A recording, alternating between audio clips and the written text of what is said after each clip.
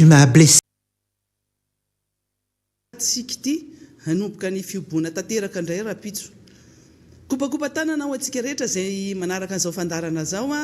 na itsika eto Antananarivo, na itsika any faritra rehetra ny ivelany Antananarivo, indrindrandrindra fa itsika any amin'ny faritra rehetra manerana an'izao tontolo izao. Kopakopa tanana manokana androany ho an'ny zareo ao Ambato Miravavy ao dia mino finaritra. Ho anareo ao Ampefiloha ao ihany koa mino finaritra. Ianareo ao tsenana Nosy sy ao amin'ny tsenany Namotana dia manentana antsika rehetra hatrany hanaja ny geste barrière satria na dia ao anatin'ny ame ara-pahasalamana ary tsika na dia ao anatin'ny fahasairana tanteraka ary tsika dia tsy maintsy manaja an'izay fepetra izay ho fiarovana ny tenantsika fa indrindrandrindra ho fiarovana ny hafa ihany koa. Mialohan'ny hitondrako ny fanio-kevitra androany dia andao aloha tsika hiaraka hiainao ny namana Zokibendrenjato izay tsy entito anatin'ny andro maromaro zay. Maro tamintsika no manontany hoe fa aiza izy fa ahoana fa maninona salama tsara ny Zokibentsika ary misy fotoana dia mba ilaina ihany koa ny mangina kely, mety misy ihany koa ny fahasairanana kely tsy maintsy hijerena daholo zany. Fa eo ihany koa raha fantatritsika dia mahafantatra fa hoe noho ny faneho-kevitra politika izay nataony ireny namantsika reny dia noenjehana ary atao antso-jay foana reny namana reny. Tsika solidaire ary miombi-po tanteraka amin'ny namantsika reny ary mampahery foana satria tolona iraisana ity zavatra ataontsika ity. Araky ny tenenitsika ombieny ary veriketo androany ho hoe tsy ampafiry ny zavatra ny tenenareo zavadozana modozana ataonareo tamin'ireny radio 2000 colline tamin'ny 2009 reny teny mafy be natao tamin'ireny hetsika rehetra izay nanoerana fitondrana na dia fitondrana amin'izao ny olona mpitondra tamin'izao fotoana zao ary. Fa rehefa ny hafa no manao moa zany dia hoenjehana ary tena atao aza lampo anaovana vengeance personnelle mihitsy. Vengeance politique eo fa le vengeance personnelle efa hitantsika tamin'ny alahady iny fantatra hoe iza ny tena ao ambadika reny fanenjehana ny namantsika eto amin'ity miara-manonja ity.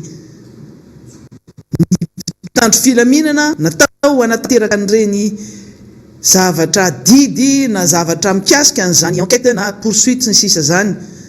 Fa ny lohany reny, ny cerveau reny, ny atidohany reny fantatritsika fa nivoaka izy tamin'ny lahady.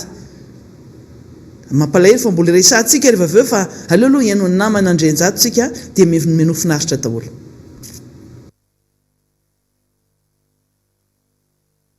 Manatitra ny arahaba tokolasy tokovavy ary araka nareo anjohy hatrany ity fandarana miara-manonja ity. Fantatritsika fa ny asa gazety dia mitondra amin'izay lalana tiana le rehetra araka ny famaritana le journalisme mène à tout. Dia fantatritsika fa mpanao gazety dia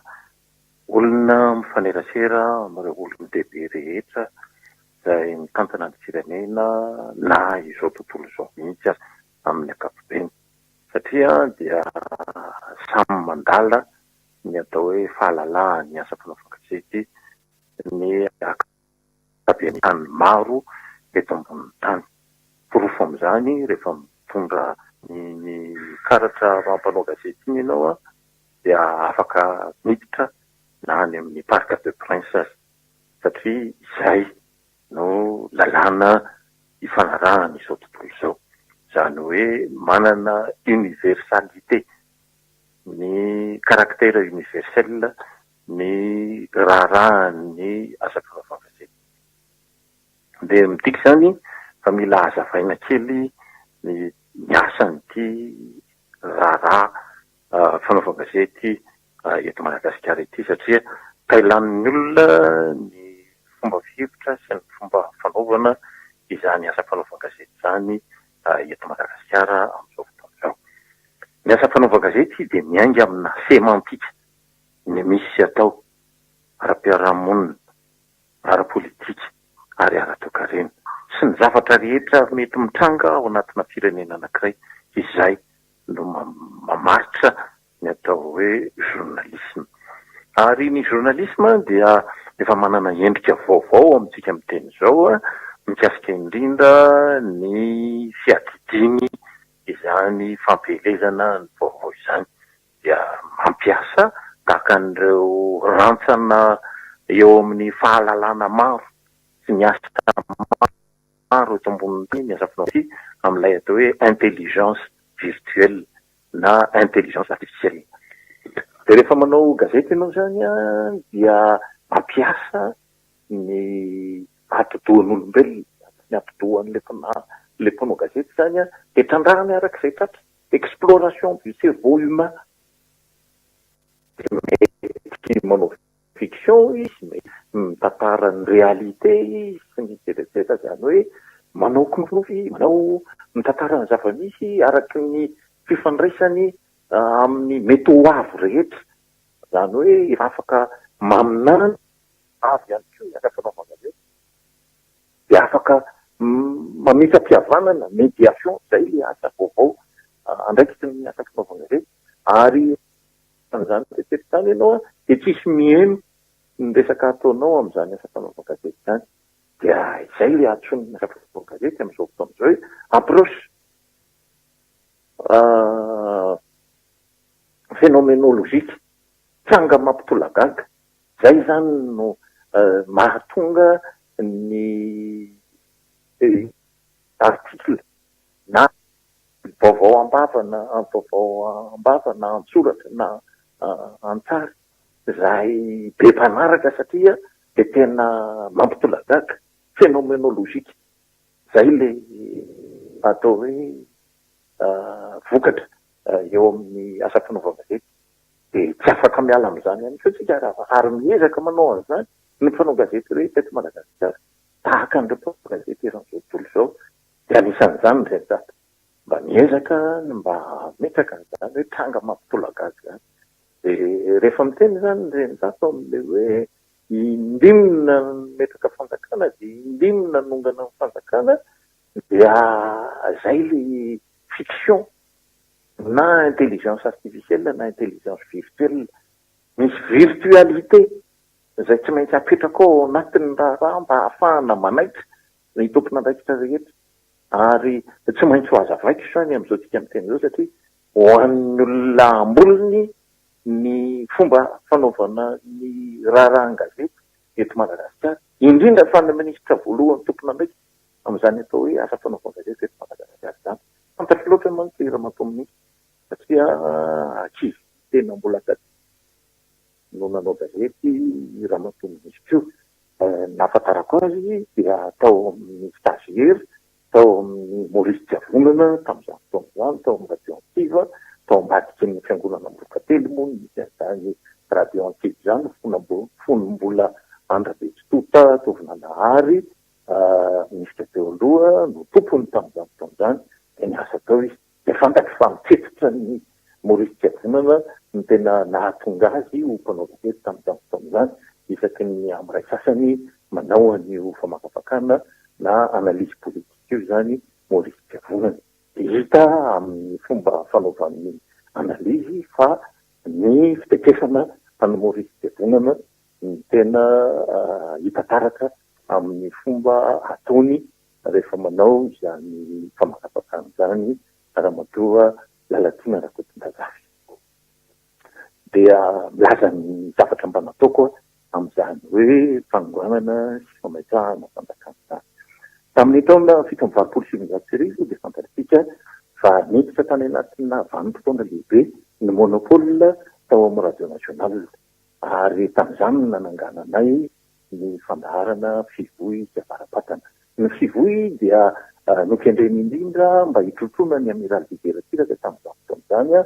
izany nanatanteraka ny atao hoe ajustement structurel na ny fanarenana ara-drafitra teo amin'ny lafiny toe-karena. Nefa zany hoe libéralisme zany, nefa teo amin'ny lafiny politika dia mbola mitrotro zany fanarenana ara-drafitra ary noresana tany amin'izany hoe socialisme rouge. Dia nokianina tany endrakendrakana zany politika ary noresana tany amin'ny fivoy ny ara-toe-karena. Tondranatsika neny fa endakenfanatsika zany fa nanovany atao hoe politika natondranana raha tena tamin'ny ambadifambantsika loatra fa ny taona sivy amby valopolo sy mivarotry arivo rehefa hanao fampelezan-kevitra nanokatra ny fampelezan-kevitra tamin'ny fifidianana ao voalohan'ny politika tamin'ny sivy amby valopolo sy mivarotry arivo ny enina ambin'ny folo volana fivory zany tany mahazanga ny président Ratsiraka manokatra campagne électorale no nilaza hoe fonany censure. Dia fantatsika fa zany dia règle initiative zany mamatotro zany eo amin'ny fomba fanaovana politika. Dia fantatsika fa nienjana zay vao mainka nienjana Assemblée nationale amin'izany fotoana ary io fandrakototra zaka io izay mamorantseny amin'izao fotoana izao dia nanao tezy amin'izany fotoana zany teny amin'ny tampana lalàna teny amin'ny Bex fa hoe ny radio nationale no mitampana ny firenena teto Madagasikara satria zao ny antony. Rehefa ampanina ny Arema sy ny tao amin'ny mandakezana miarony bevotana noho ny fidinana an-dalambe fahalava reny nataon'ny Hervelona Rajalama ny président Ratsiraka tsy teto-toerana fa namonjy ny fivorian'ny Nonaligny ka ny Bandung ka ny Indonésie. Dia avy eo tonga dia namonjy ka ny Sirta ka ny Libye nanangana ny atao hoe États-Unis d'Afrique fanomanana ilay fananganana ny États-Unis d'Afrique nokasain'ny Kadhafi ho ajoro tamin'izany fotoana zany asolo ny OUA na ny vondron'ny Assemblée africaine tamin'izany fotoana zany. Dia endrakenjana zay teto-toerana ny ministre be Joseph no fisolo-toerana ny ministre Rahaga Jean-Claude ny information tamin'izany fotoana zany dia laza mazava zay fa tsy miova ao anatin'ny herintaona ny fitondrana demokratika mampilahatra ny toe-karena amin'ny politika zany hoe ny ligne hitondrana ny toe-karena ajustement structurel dia tokony mifanaraka amin'ny libéralisme politika zany izay fitatanana ny toe-karena sy ny politika eto Madagasikara zany. Dia namaly moa niantso amin'ny tamin'izany zany ny ministre fisolo-toerana be Joseph ary nilaza fa hoe saha loatra ianao zany monsieur André Ndafa miteny an'izany raha zany fotrany manozona anay inge ianao zany dia nanazava hoe izao ny antony izao ny antony. Dia ny hainao ahy izy dia nitantarany zany tany amin'ny tompon'andraikitra lehibe ny tany angamba tamin'izany fotoana zany. Fa ny zava-misy teo amin'ny sehatra ara-politika dia efa ny radio nationale ny journal parlé ny radio nationale no efa nandamina ny fiainan'ny firenena tamin'izany fotoana zany ary nangataka latitude tany amin'ny ministre Rahaga zay tao an-tranony tao an-tsavola dia nanaitra izy fa ny président Ratsiraka tany ivelany no soloka ary tena sendroatra mafy tao hoe tsy mety zany latitude omenan'ny journaliste ao amin'ny journal parlé ny radio nationale zany fa raha vao tsy mahavita ny andraiky ny ministre Rahaga Jean-Claude dia ho atao mise-à-pied dia nanaitry ny mise-à-pied ny ministre Rahaga tamin'izany fotoana zany dia tsy ministre intsony moa izany fa ny ministre ny finance Léon Rajoelina no nandimby toerana azy tamin'izany fotoana zany. Dia fantatsika fa lasa ny Hervelona Rajalama ny fahefana ary nandray anjara be tamin'ny fitondranan'ilay intelligence virtuelle zany ndraindray tamin'izany fotoana zany sy nikipa tao amin'ny fivozy tao amin'ny avarafatana nanonga-panjakana mihitsy satria ny servir virtuellement an'ilay fanaovana politika na ny an-danina ny ankilany dia miteraka ny firodanan'ny fitondrana Arema iny dia samy mandinika tsika fa tsy ndrainjaty ny nahazo fahefana tamin'izany. Tamin'ny enina amby sivifolo sy sivinjato sy arivo dia fantatsika fa nanao ny aintso zavatra ny président Ratsiraka izay mbola nijanona ho lehiben'ny Arema tamin'izany fotoana zany dia tena hainy ny lalao izay misy ny tena mibahasaka ny lalao an'ireo famillement raika ambin'ny folo tao amin'ny Assemblée nationale ary nanao tena vava be mihitsy ho an'ny fitondrana hery velona arasalama tamin'izany fotoana izany dia miteraka ny empêchement ny président Jacques Alberiny rehefa tena nipasoko any baolina izahay tamin'izany fotoana izany mijery an'ilay réal politique ny zava-misy tena mitranga araky ny fomba fisehony l'effet factuel tamin'izany fotoana izany dia fantatsika fa empêché ny professeur Zafadeur dia tsy nahazo faito faniny le nitaty mbola nandaha ny ministra ary nitaty tamin'izany fotoana izany fa dia niongana ny fanjakana tamin'ny taona raika sy roa arivo dia ny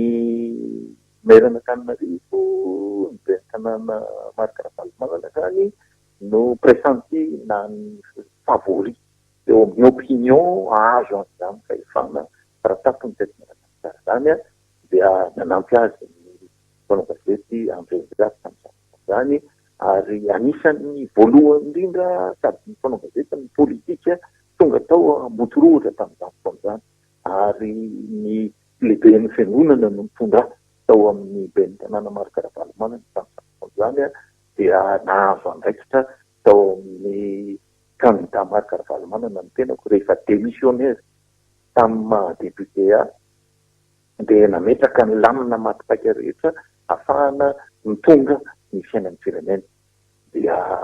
ny faran'ny volana oktobra no teny tamin'ny président Ravalomanana satria efa nanao compte en rebours dia niteny fa lazaiko hoe président tamin'izany fotoana izany niteny hoe efa fiverako azy efa ianao le président fa Georges fomba fijerika azy dia nilaza izy fa vita premier tour io nitenako moa tamin'izany nilaza hoe deuxième tour 24 février ho tokony hiditra ao anatin'izany fanjakana izany tsika amin'izay miditra solennellement satria ny président Ratsiraka no au pouvoir dia ny tendance efa nomeny satria eo ambavana ambotorohitra teo ny DVT tamin'izany fotoana izany no ny siégé dia eno ihany amin'ireo namana vao amin'ny DVT tamin'izany fotoana ny manœuvre ny président Ratsiraka atao fa hanao deuxième izy satria hanao premier amin'ny fifidianana izay atao nidikan'izany misy deuxième tour dia nitenenitra ny président Ravalomanana sarotra ny manao bouclier humain fa tsy maintsy miditra any amin'ny 24 février tsika dia miditra solennellement any amin'ny fitantanana ny fiainam-pirenena izy moa no niteny tamin'izany amin'ny premier tour dia fitaka izay no natonga ny premier tour iny ary lasan'ny président Ravalomanana tamin'ny fanonganam-panjakana zao ny fahefana tamin'izany satria nisy fianianana fiara-dalàna ny 22 février ary nisy fiananana fanondrony ny 6 mai dia ny président George Bush Junior ny efatra ny volana juillet no miandry solennellement n'izao tontolo izao anaiky ny régime Ravalomanana izay vao niazakazaka ny frantsay andeha hankatoha ny régime Ravalomanana satria dia isika dia ao anatin'ilay zone d'intervention frantsay fa i Madagasikara no resahana tao anatin'ny fizarana amin'izao tontolo izao tany amin'izany vanim-potoana tamin'ny taonjato faha sivy ambin'ny folo izany dia lasa Ravalomanana ny fahefana sy ndrenjato sy miditra tao anatin'ny fanjakana. Ny sivy sy roa arivo dia fantatsika fa Andriamatoa Rajoelina no tonga olona izany ary miezaka mafy ny rehetra nandamina ny raha tamin'izany tafaresaka tamin'ny colonel Noël izay ambakandrin'asan'Andriamanjato no tao anatin'ny komity mpanohana tao amin'ny tsanjany Mahamasina satria tao ny foiben'ny komina Antananarivo renivohitra tamin'izany fotoana izany no nandrindra ny fomba ahafahana manao izany tolona izany melohan'izany nefa dia tafaresaka izay sadidra dakizafy maova ny tena marina dia niteny izy hoe ahoana no atao le izy fa tena tafavoky ty zone teny taminy tamin'izany aza saina manao gestion de la ville ny maire Rajoelina fa tsy tafavoky eo izy satria hoelingelen'ny fanjakana afara azy sokiny fa saivo manao gestion politique amin'izay izy fa zay ny lalana dia zay ny nanaovana ny tolona politika tamin'ny fivoriana teny amin'ny larotomba ny tena ambin'ny volana desambra fa izahay sy njakandrena vonozao de efa namakilay tao amin'ny radioactiva isaky ny alahady nanomboka ny fandalovan'ny Anne Kruger teto Madagasikara deuxième personnalité ny FMI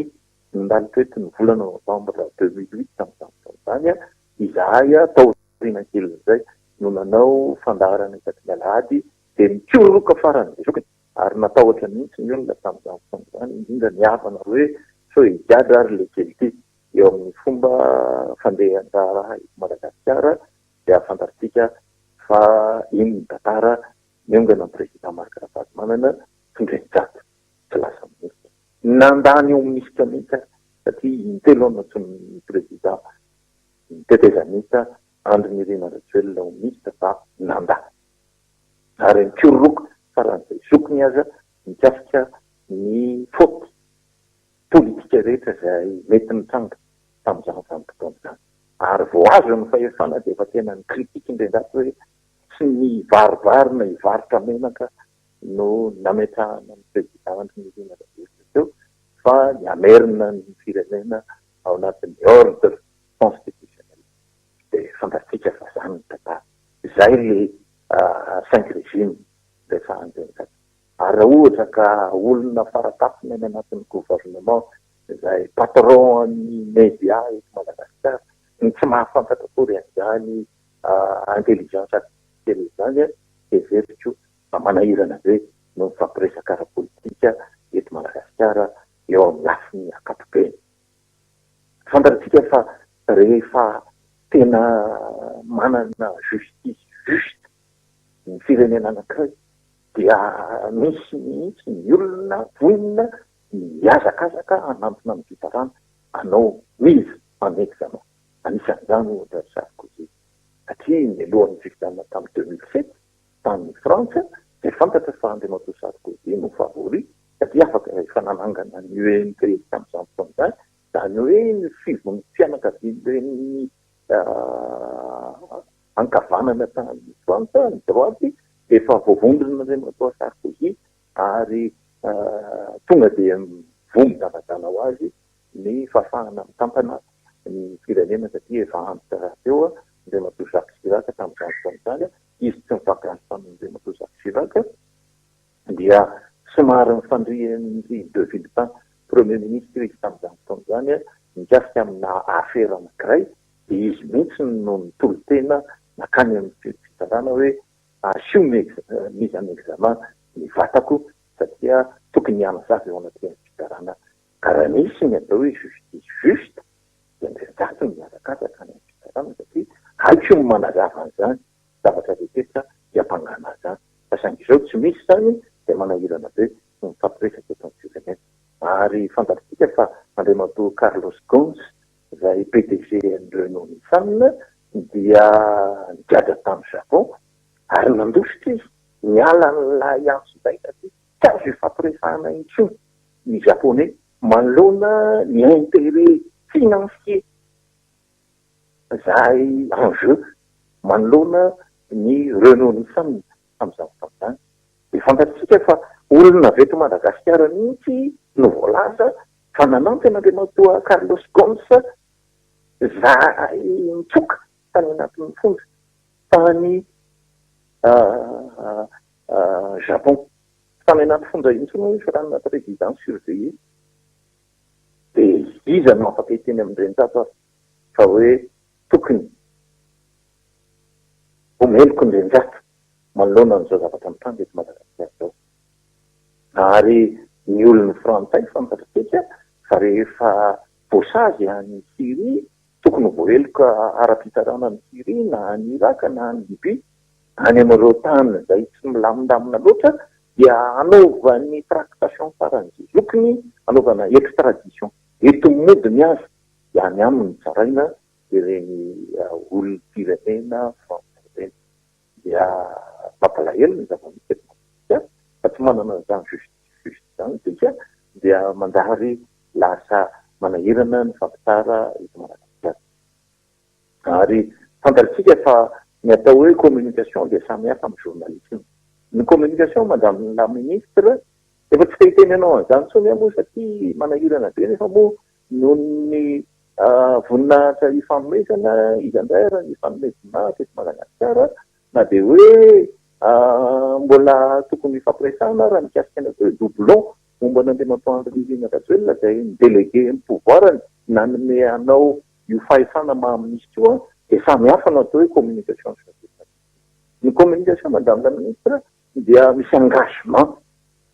fa ny journalisme dia tena madio be tsy misy zavatra azo voafeniteny ce sont des faits factuels mifampiresahana amin'ny resaka journalisme ka raha mbola misy chose factuelle no mitonga dia zay no atao hoe journalisme les faits sont sacrés commentaire libre fa ny communication no azonao refepehzy noatra zany ny olona za tsy manao communication d'état za tsy communicateur d'état za tsy engagé amin'ny fanjakana Andry Irina Rajoelina hoe tsy maintsy hanompo azy fa zany ny zavatra misy zany tokony misy révision na comportement na révision na connaissance kely zany eo amin'izay tonga ny zavatra atao izay ary ny misy moa misy ny communication amin'izao fotoana izao dia mampiasa an'ilay phraséologie atao hoe phraséologie zany dia baraka na fadaise na futilité ny dikan'izany amin'ny teny gasy hoe tsy misy dikany rehefa miteny ianao dia adininao tanteraka fotsiny ny zavatra andefahanao tany aloha manoloana ny zavatra misy vaovao amin'izao tsika miteny izao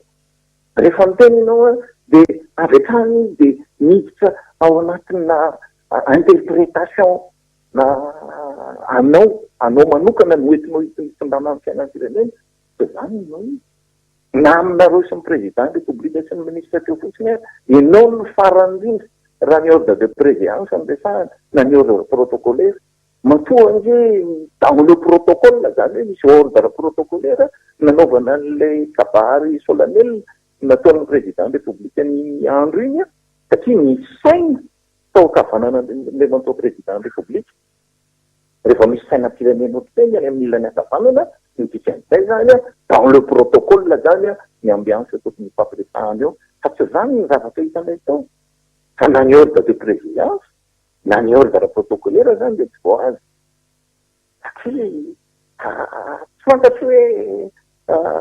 nampianarina an'izany hoe nareo sady tsy mianatra an'izany dia tsy anjarako moa no miteny an'izany fa lasa fotsiny hoe misy zavatra tsy milamina eo amin'ny fomba fitantanana ny fiainan'ny firenena raha jerena izay lafa n'izay tsy azo anaovana simpliste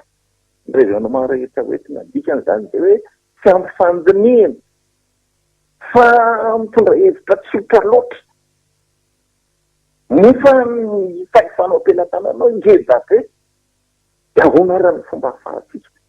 mampivoatra nyity Madagasikara ity amin'izany lafiny zavatra rehetra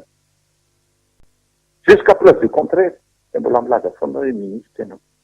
araka ny nambarako teo ny président Rajoelina dia président république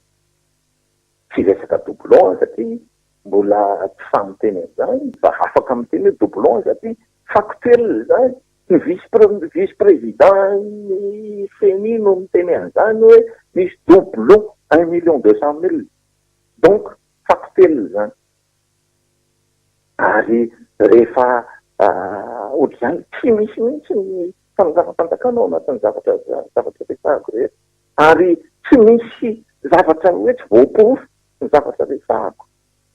noho izany zany ianao moa milaza miteny an'izany hoe paradoxal zany dia ianao mihitsy zany tena paradoxal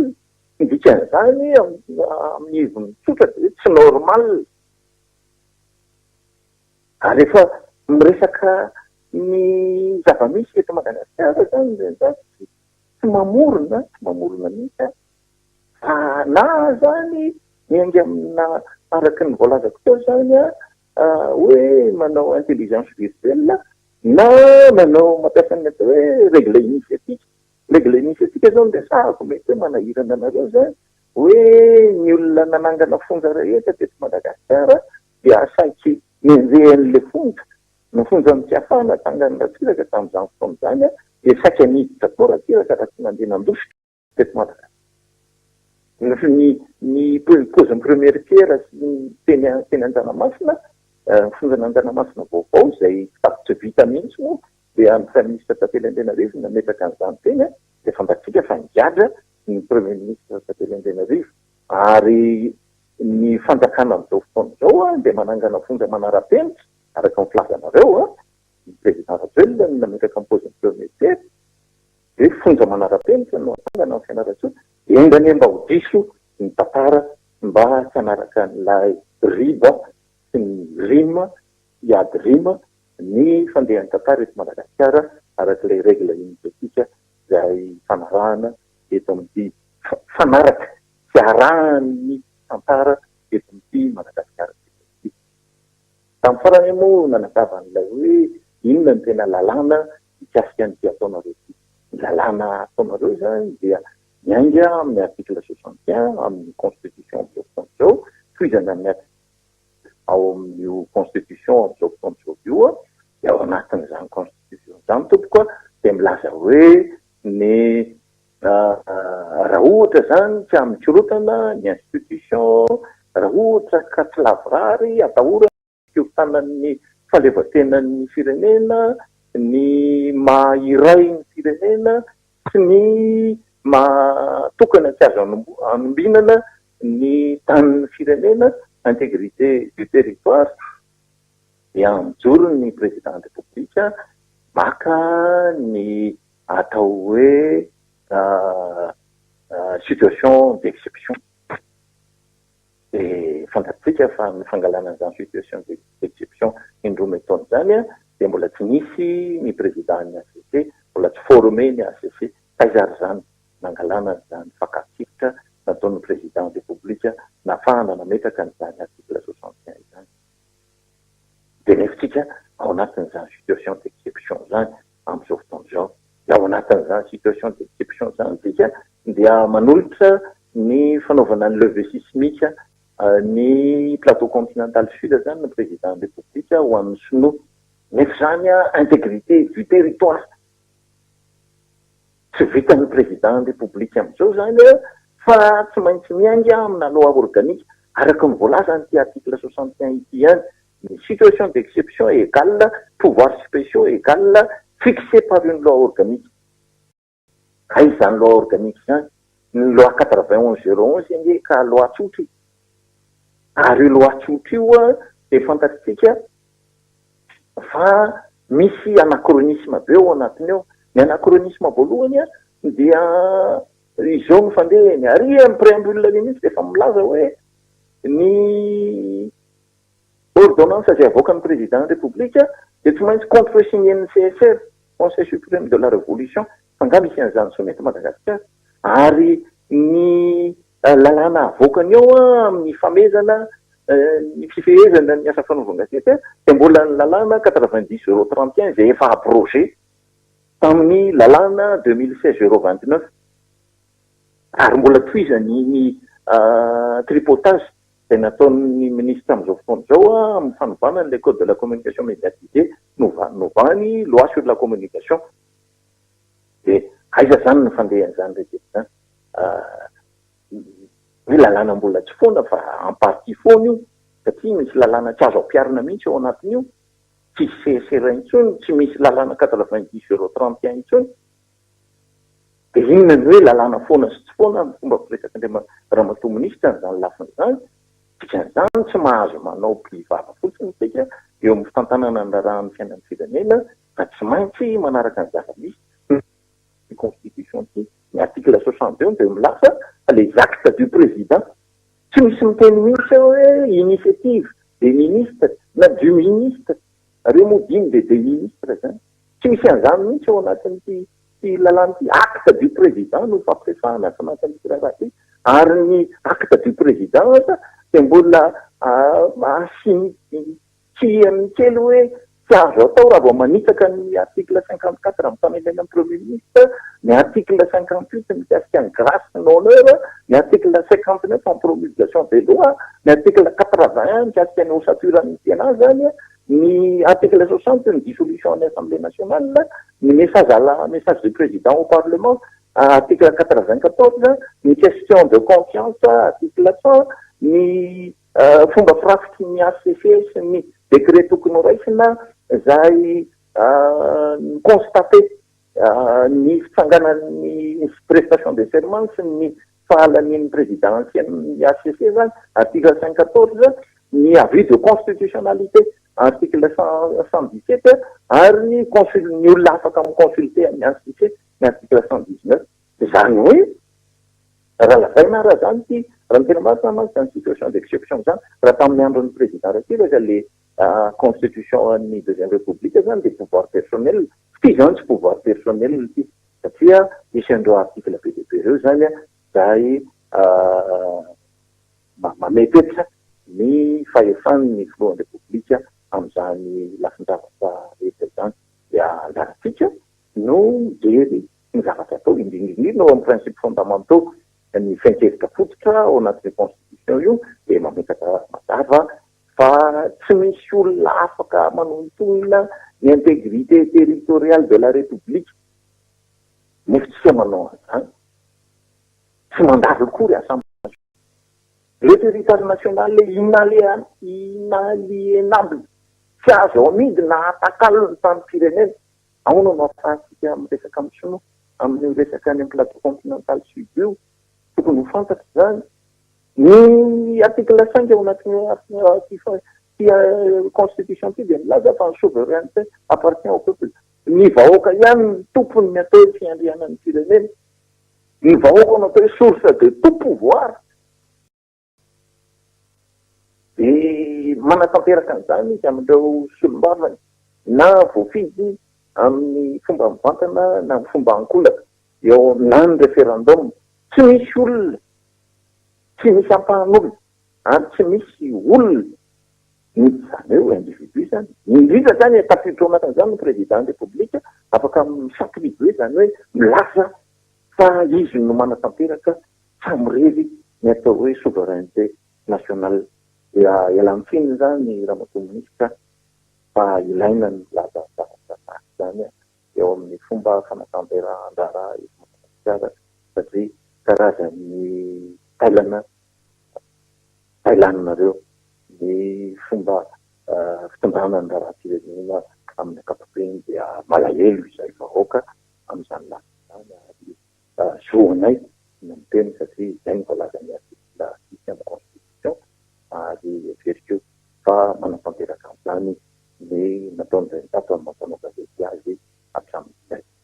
Zay ny kely fantatro tamin'izao maraina izao fa dia resaka ny filoma manam-peona tokalansika.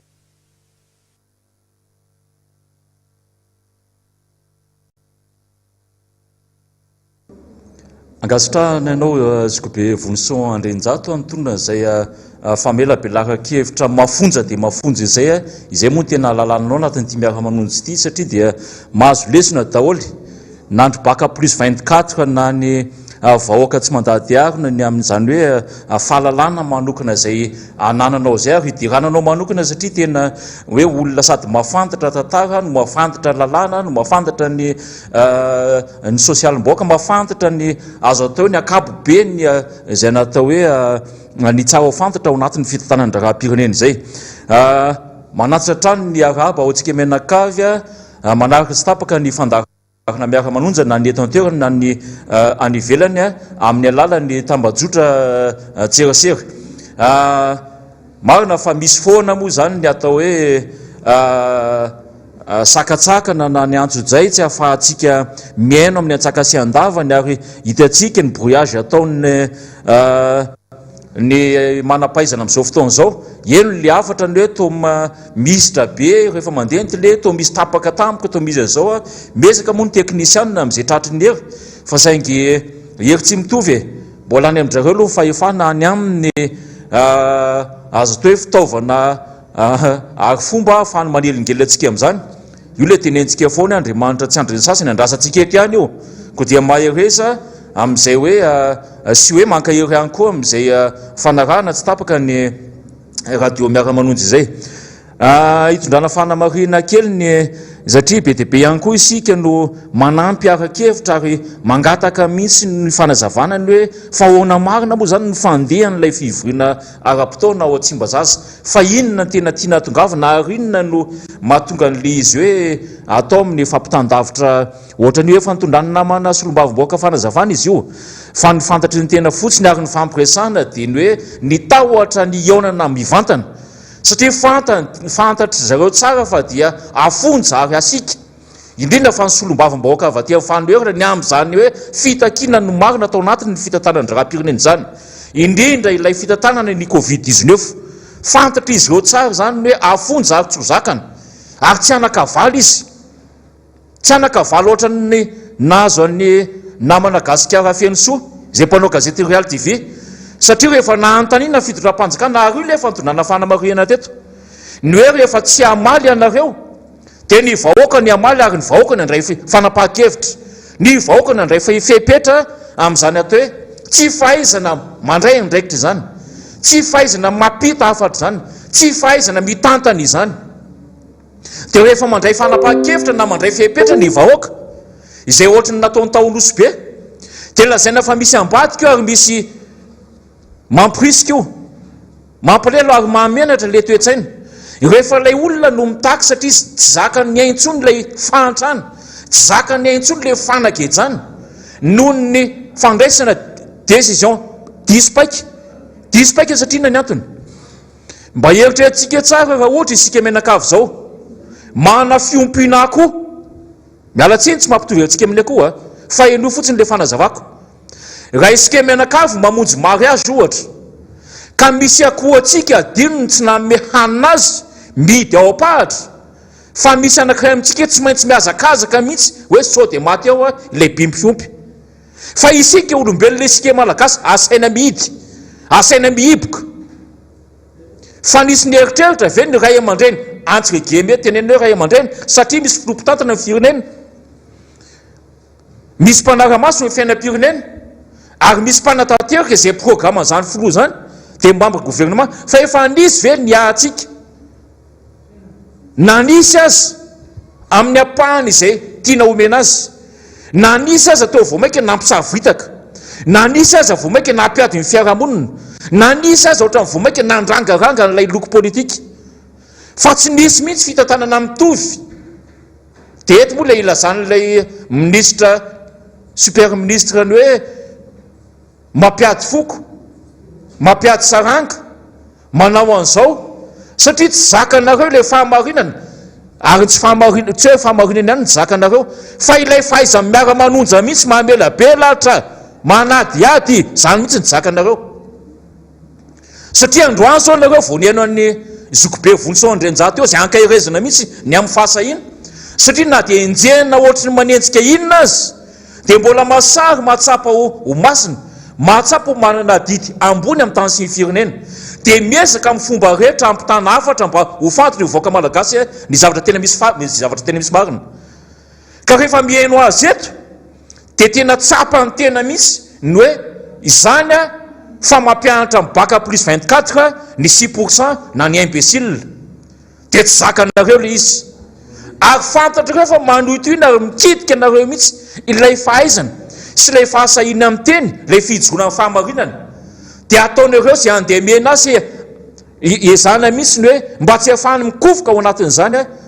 fahaizana sy fahasahina maneho hevitra amin'ny fahamarinana zany tsy mbola nisy namorona teto ankeresana moa satria mahatsiaro ny zokobe vonsoandrenjato ohatry ny androany miakatra koa ny rahahany zokobe Roly Mercier ho hitantsika eo mivalin'izay fa izay le tiana tenenina hoe ilay fanapahan-kevitra nareo ilay décision nareo tsy mifandraika mihitsy ary tsy mifanentana mihitsy amin'ny zava-misy tsy mifanakaiky akory amin'ilay réalité dia rehefa miteny miara-manonja hoe tokony ho tonga saina ny voaka malagasy amin'ny zava-misy dia eritretina fa manao incitation à la haine io zao mijoa tsira be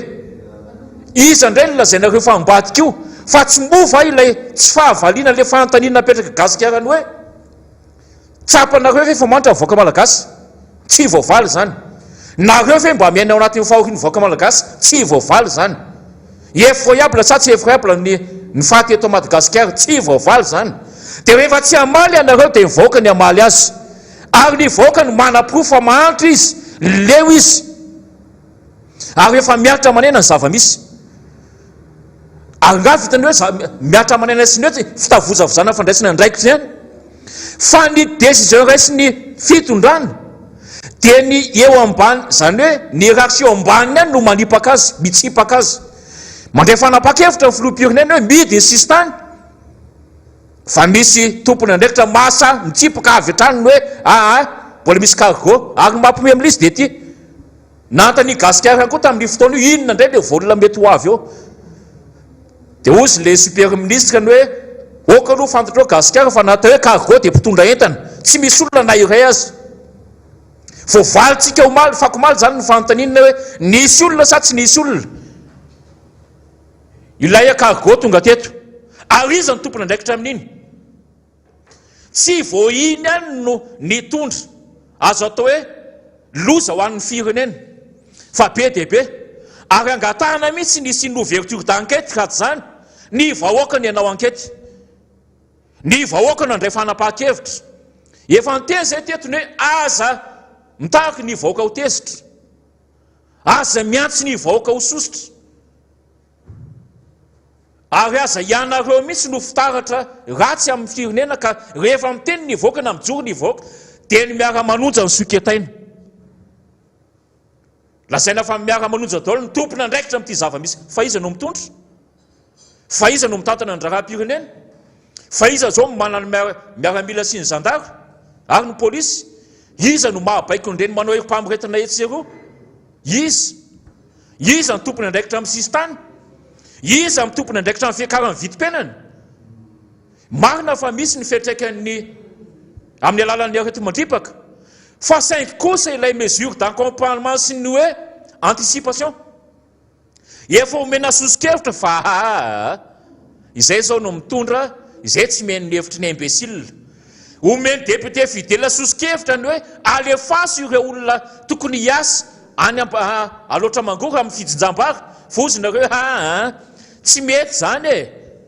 Ngaragova moa zany dia miedinedina mihitsy. Ragova amin'ny toerany tsy mahafantana izay ao avadiky ny ampitso. Fa mihevitrevitra anao ragova mandra-pahafatinao ary ilay fanapa-kevitra tao Antsirabe. Eny zao fa ragova ny nanao azy. Izay marihana fa mbola ianao aza mbola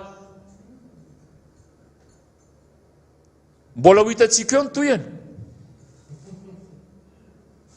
Mbola ho hitantsika eo ny toyany satria raha ny zavatra eny momba anao koa foinanao ministra ohatra nisy afierana tracteur zany. Fa androany ianao miseho amin'ilay satria ragova. Ianao no mandidy tsy manapaka amin'ny tany misy anao fa saingy misy fetrany zany ary misy farany zany. Dia io le farany io option vahoaka io. Io le fetra io ary io le rano mitobaka io. Rehefa feno ny kapoaka tsy maintsy mitobaka.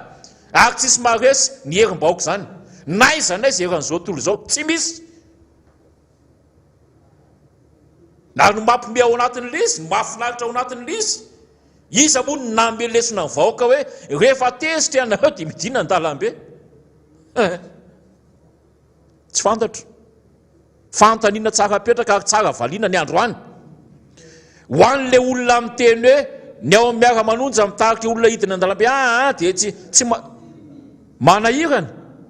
Milaza anareo ho demokraty, milaza anareo ho tena dadana. Fa ankehitriny fantatry ny vahoaka malagasy ny zava-misy. Fantany ny fahamarinana ary fantany ny lalana tokony alehany.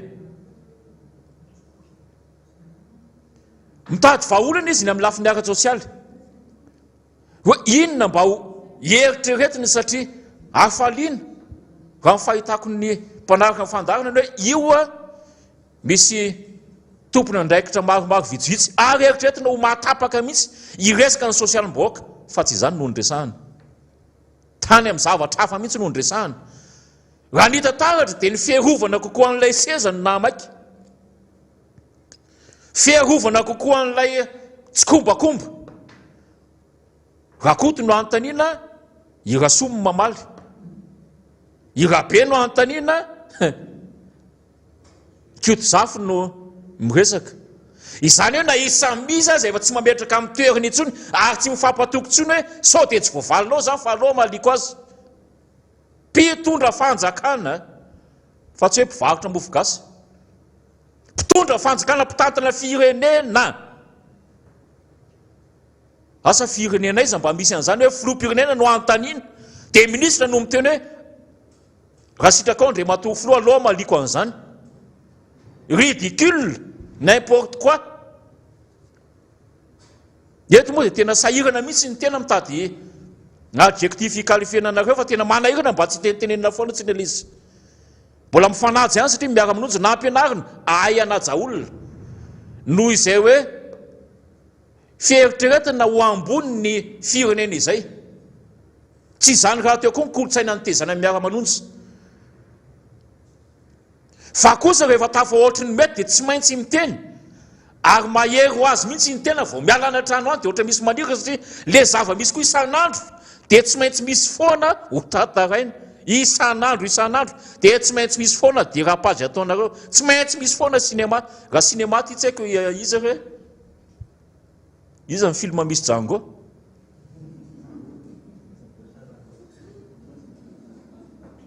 Tena manahirana firenena ndresahana. Ndresahana mohatra amin'izay ny hoe zava-doza ary mitodika any amin'ny solombavim-bahoaka. Indrindra fa ny solombavim-bahoaka lanta amin'ny IRD. Lanta amin'ny IRD nareo fa nareo anaty fiarahamonina. Ka engany hoe sanatria ny vava tsy ho lany ao. Io fizakana zom-pirenena maha-malagasy io. Tsy sanatria ny vava tsy tia vahiny. Fa kosa ilay vahiny hitantsika maso mivantana izao fa manjakazaka ary manara-po mihitsy amin'ny harem-pirenena sy ny tany be ato anatin'ny Madagasikara. Asa isan-jato no efa lasan'ireny. Dia mihazakazaka ireny androany manahary ohatra mihitsy satria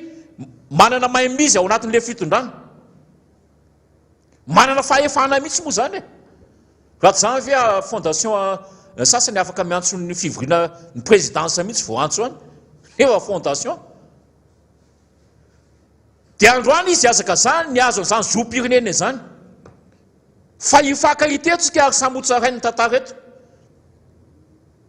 Ny hoe iza ny nanao inona, iza ny tompony andraikitra tamin'inona amin'ny fotoana farany. Ka izay mbola manentiny azy satria mbola tsy tarany hoe aza miandry an'izany fotoana farany izany. Mbola ho tsaraina ozy le hiro izay. Ka aza miandry fitsarana. Fa aleo mba samy ifampijery, aleo mba samy ifampitsinjo ny samy malagasy. Ny samy malagasy eto no miresaka. Ny samy malagasy satria tsika mbola mifankazo teny. So nareo miteny mantsy alerina tsisy ny teny izany tsy azo loatra zavatra teneninareo. Izay indray tsy fantatro. Na efa lasa indien koa nareo na pakistanais na mauricianina. Fa raha io ny sanatria ny vavalany inareo ao satria fantatray ny solombavim-bahoaka ty amin'ny miara-monina satria ny lany tamin'ny alalan'ny tokotiko Madagasikara dia tsy andany an'io mihitsy ary tsy ombon-kevitra amin'io mihitsy. Fa asakasaka reo. Mampafantatra no ataonay amin'ny vahoaka malagasy hoe misy an'izany mitady andeha ao.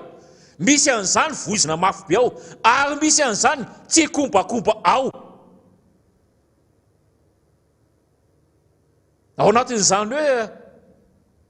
teratany vahiny manjakazaka sy ny hoe manao ampimamba ny firenena izany. Koa iza moa manahirana efa ndresahany namana solombavim-bahoaka anankiroa teto ihany koa ty. Ny hoe ny seraseranao azy dia ny karana no mitantana azy. Tena zany nge zavatra tena inimaginable. Hoe ny seraseranao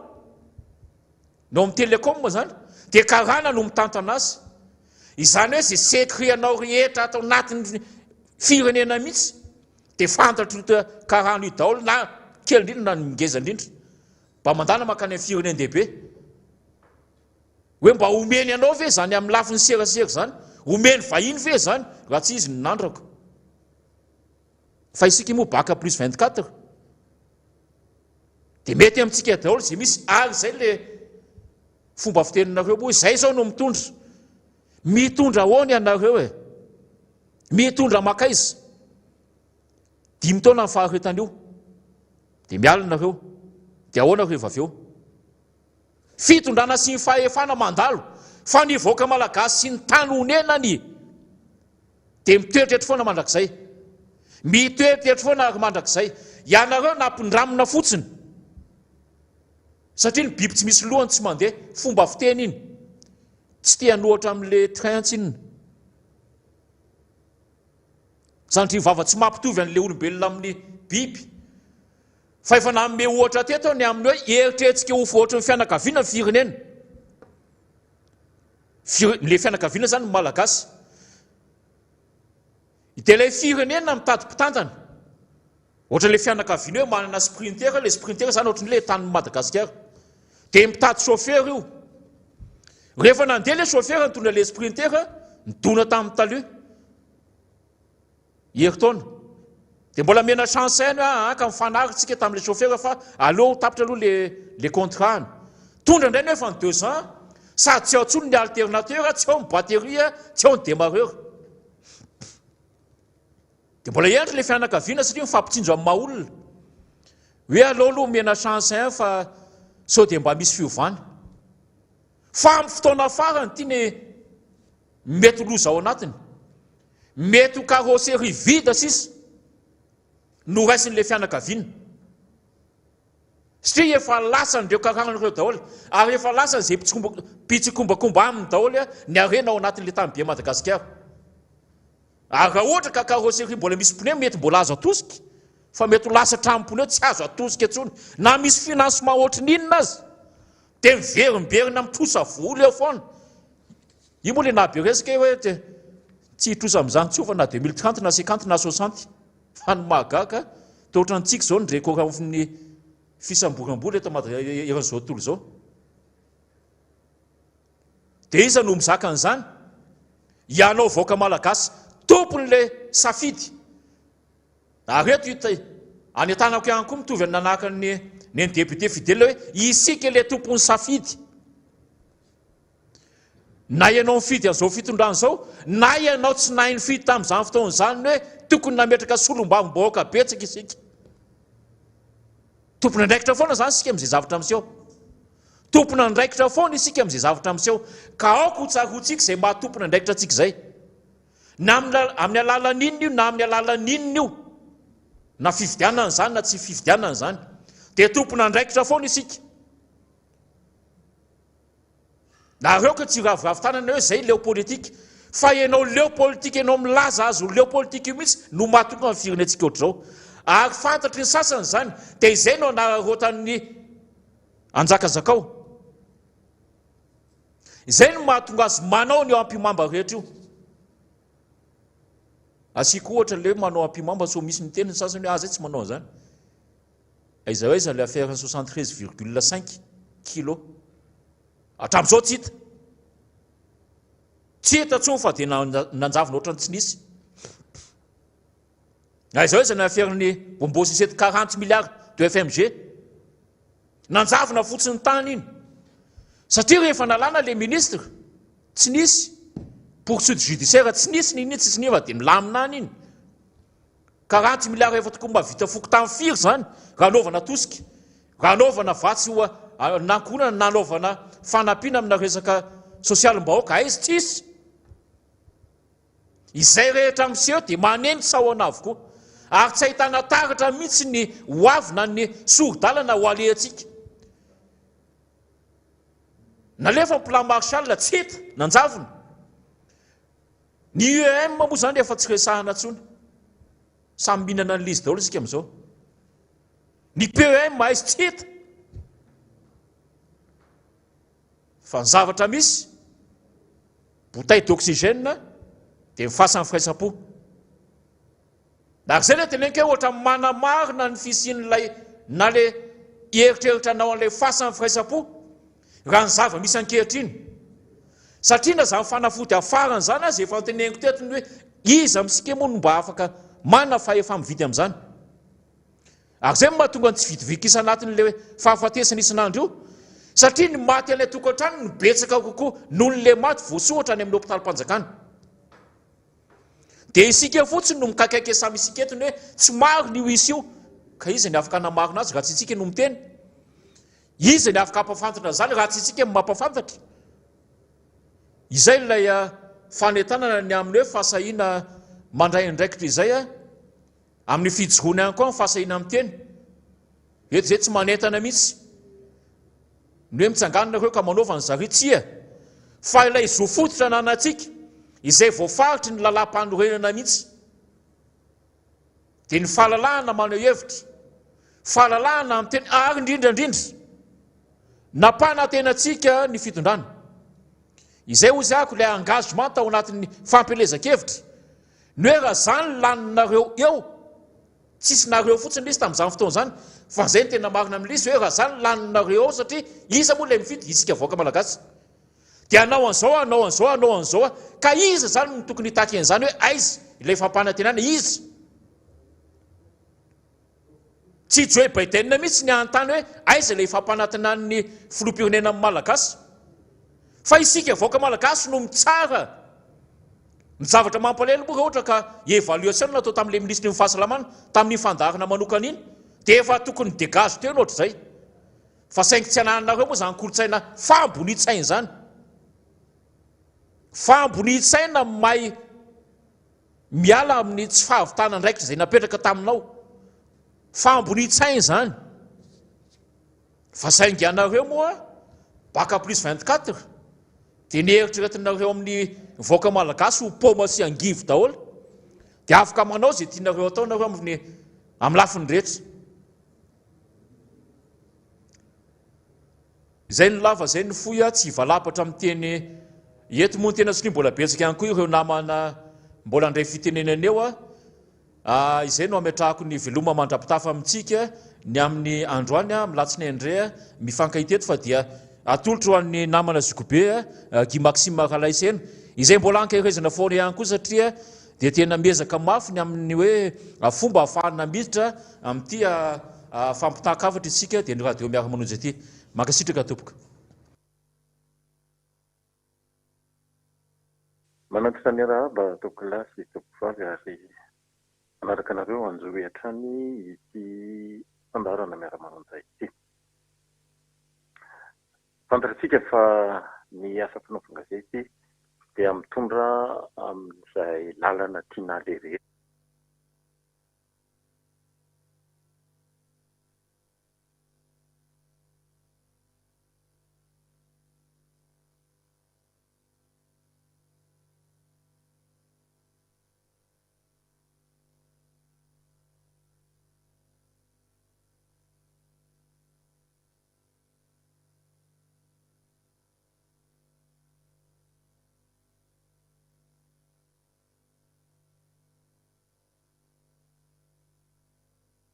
dia manatitra ny arahaba tsika rehetra indray amin'ity androany ity manaraka ny fandarana miara-manonja misaotra tsika hatrany lina amin'izany fandarana izany ary kopakopatanana no atolotra ho antsika rehetra ny vaksiny araka ny fitondrana malagasy tamin'ny fanapahan-kevitra izay niraisin'ny conseil des ministres tamin'ny fahafito ny volana avrily 2020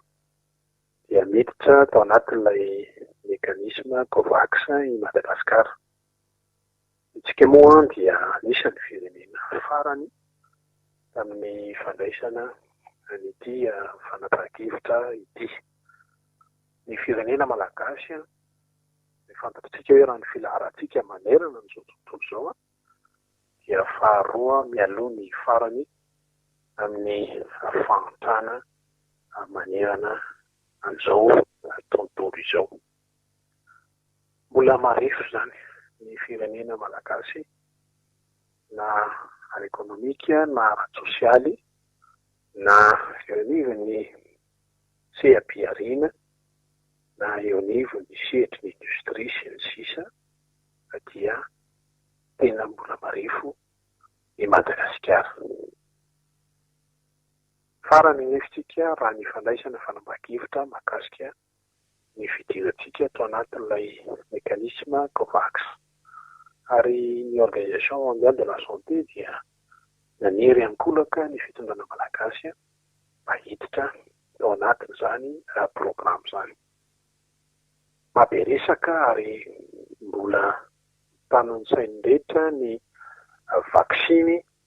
ny Covid-19 izany amin'izao tsika miteny izao izay raha ny sisondresaka dia 250 000 doses eo no andasana amin'ity androany ity. Ny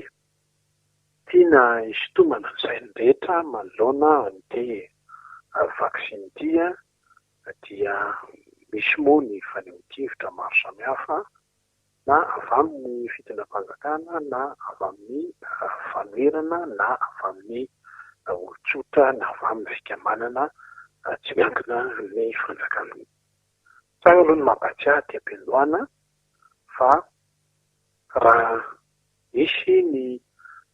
mekanisme COVAX tamin'ny volana septambra tamin'ny taon-dasa dia Madagasikara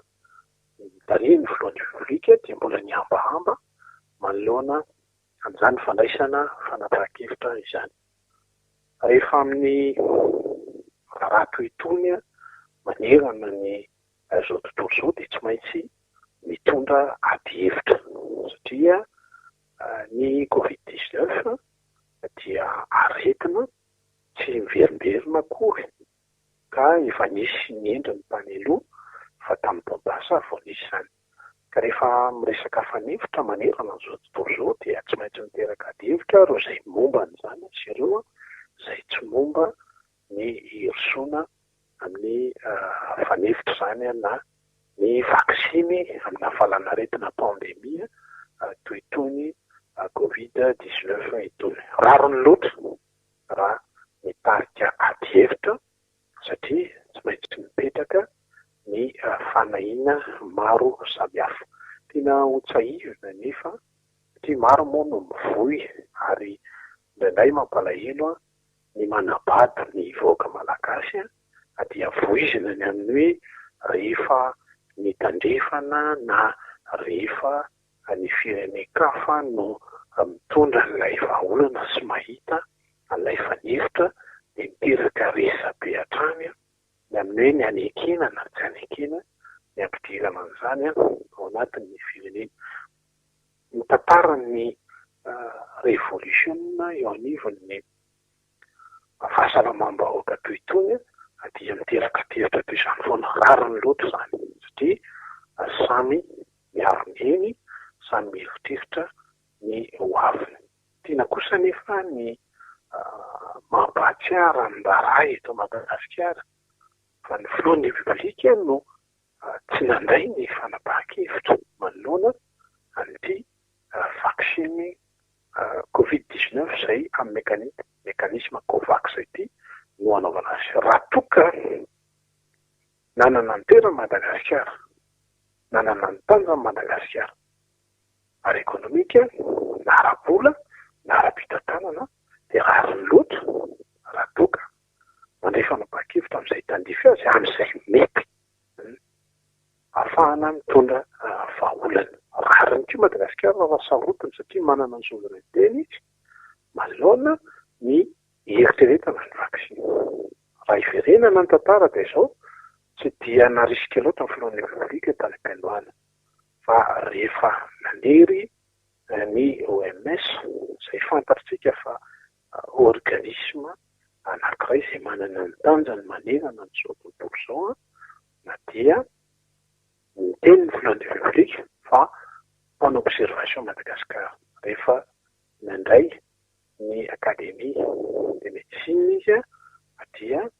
nieritreritra mifandinika tamin'ireo izay manam-pahalalana manokana momba an'izany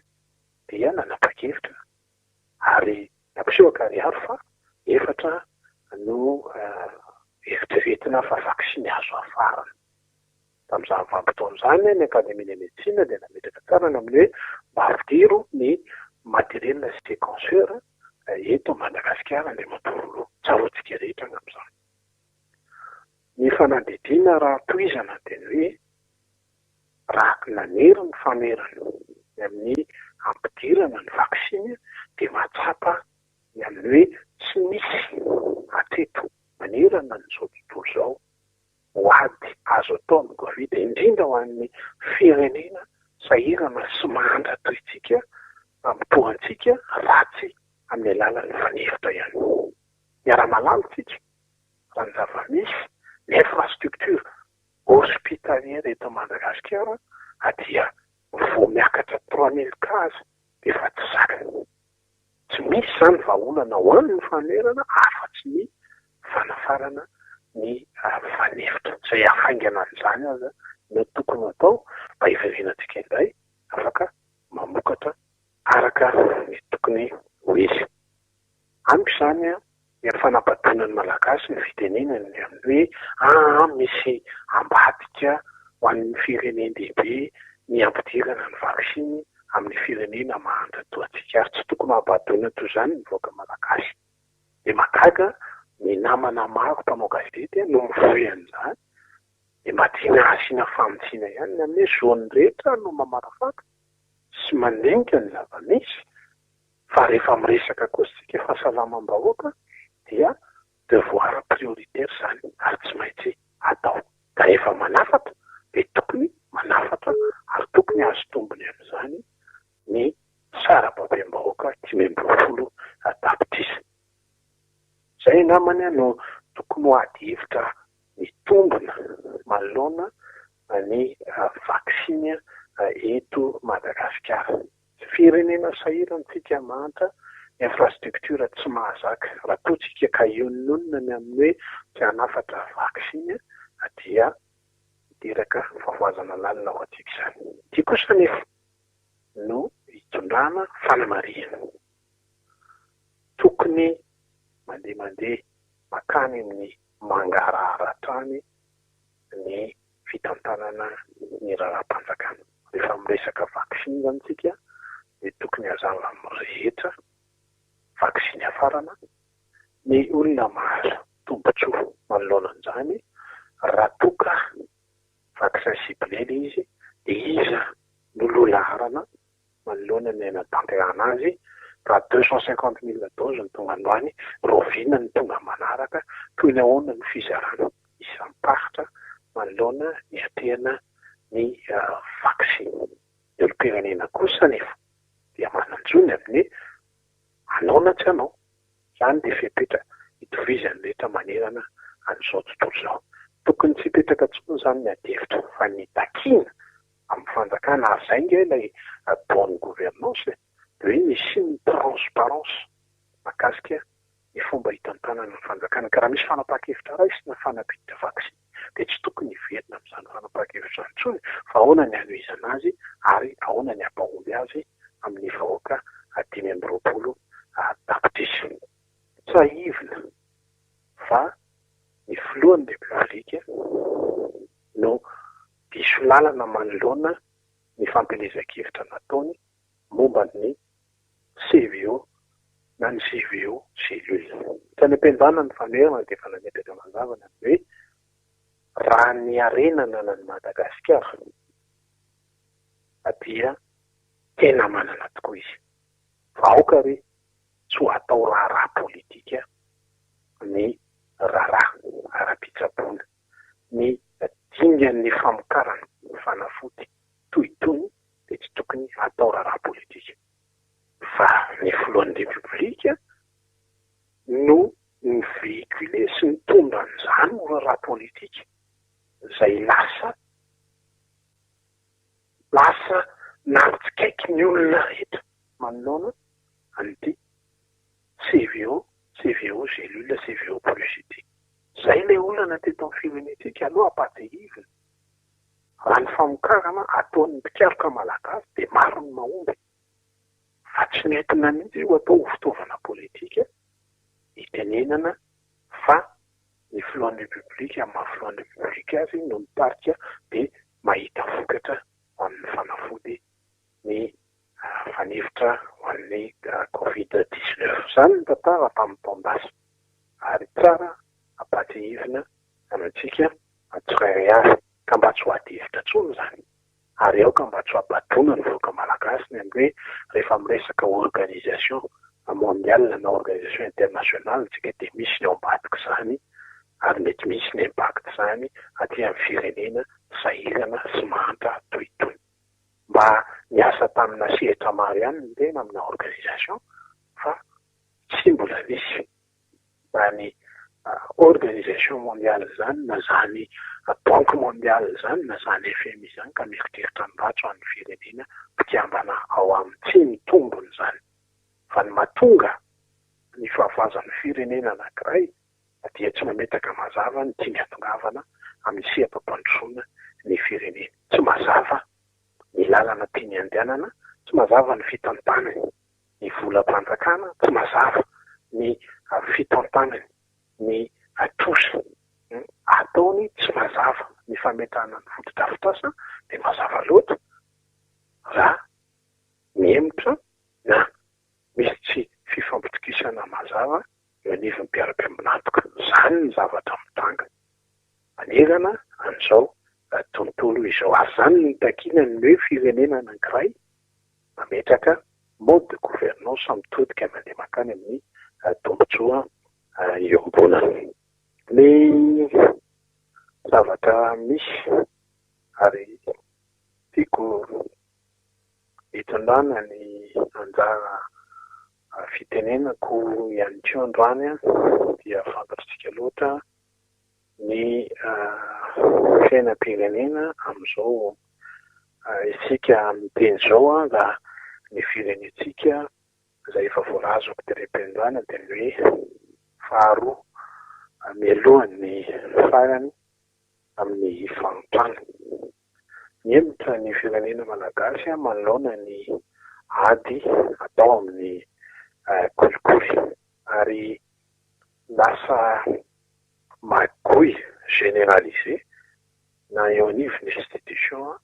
na eo anivon'ny ministera maro loatra ny fanotokotonana ny volam-panjakana ary raha tsaroantsika tsara anisany nitondrany ny loholon'ny Madagasikara tao anatin'ny enquête parlementaire nataony dia ny gestion-ny Covid-19 tamin'ny Donbass. Fantatsika fa anisany raharaha mbola tokony hojerena akaiky dia ny raharaha écran plat, ny raharaha bonbon sucette. Ny zavatra misy zany tao anatin'izay rotaona sy tapan'izay ary mahatongako meteniny amin'ny hoe lasa magoy généralisé dia misy ohatra anankiray ity izay hoentiko ho an'ny vahoaka malagasy. Miembotritsika raha ny filaratsika amin'ny ady atao amin'ny kolikoly amin'izao tsika miteny zao. Ny teti-bola-panjakana isan-taona isan-taona raha nisy ny fanadihadiana natao dia misy hatramin'ny 2000 na 2500 milliards eo ny atao hoe gaspillage na ny fandanina nipona. Io fandanina nipona io dia miseho amin'ny endriny maro ao anatin'ny fitantanana ny volam-bahoaka. Io dia anisany fototry ny tsaomiazan'ny fanjakana satria tsy miady amin'izany raharaha kolikoly izany. Ity dia misy endriny anankiray izay hozareko amintsika ary voatsela no nisin'izany teto Madagasikara. Fantatsika hoe ny rafitra izay anaraha-maso ny fandaniam-bolam-bahoaka dia misy ny atao hoe inspection générale de l'État na ny IGE zany. Izy ireo dia eo anivon'ny fiadidiana ny repoblika manao ny fanaraha-maso amin'ny fandaniam-bola mpanjakana. Ao ihany koa ny resaka fanaraha-maso ny passation des marchés zany. Fantatsika moa fa ny passation des marchés to Madagasikara dia misy lalàna mifehy azy. tranga anankiray izy ity izay anam-porofono amin'ny hoe eto Madagasikara mihitsy no manao ny fanodikotonam-bolam-bahoaka. Ny tompon'andraikitra mihitsy no manao détournement de fonds publics ary ampiasainy ny fahefana ananany mba ahafahany mampidi-bola ho any am-batany fa tsy mitodika mandeha makany amin'ny tombotsom-bahoaka. Dia ny resaka marché public ao anatiny eo le 2500 milliards ariary voalaza Korea aloha io dia saika ny 5.3 isanjato ny 2500 milliards dia avy amin'ny resaka marché public. Fantatritsika fa ao Betainomby dia misy ny société de manutention des marchandises conventionnelles na ny SMMC zany. Io SMMC io no miantoka ny fitaovana, ny entana, ny manutention, ny famonjana azy eo anivon'ny orinasa anankiray lehibe izy io izay matanjaka eto Madagasikara ary anisan'ny tena mampidi-bola amin'ny kitapom-bola mpanjakan'izany. Misy irrégularité anankiray izay constaté tamin'ny fanadihadiana izay nataon'ny inspection générale de l'État zany. Tsotoniny koa eto ny anaran'ireo inspecteur izay nanao ny fanadihadiana fa ity dia investigation miainga avy amiko fantatritsika fa ny asa fanaovana gazety ny asa fanadihadiana toy itony dia tsy maintsy miainga amina fanadihadiana lalina amina tota-taratasy maro ary ny source dia protégénay. Ity tranga anankiray ity zany dia hitenenana amintsika amin'ny abus ataon'ny mpitondra fanjakana amin'ny fanodikotonana ny volam-bahoaka mandeha makany amin'ny tombotsoa manokana. Ny tanjon'ilay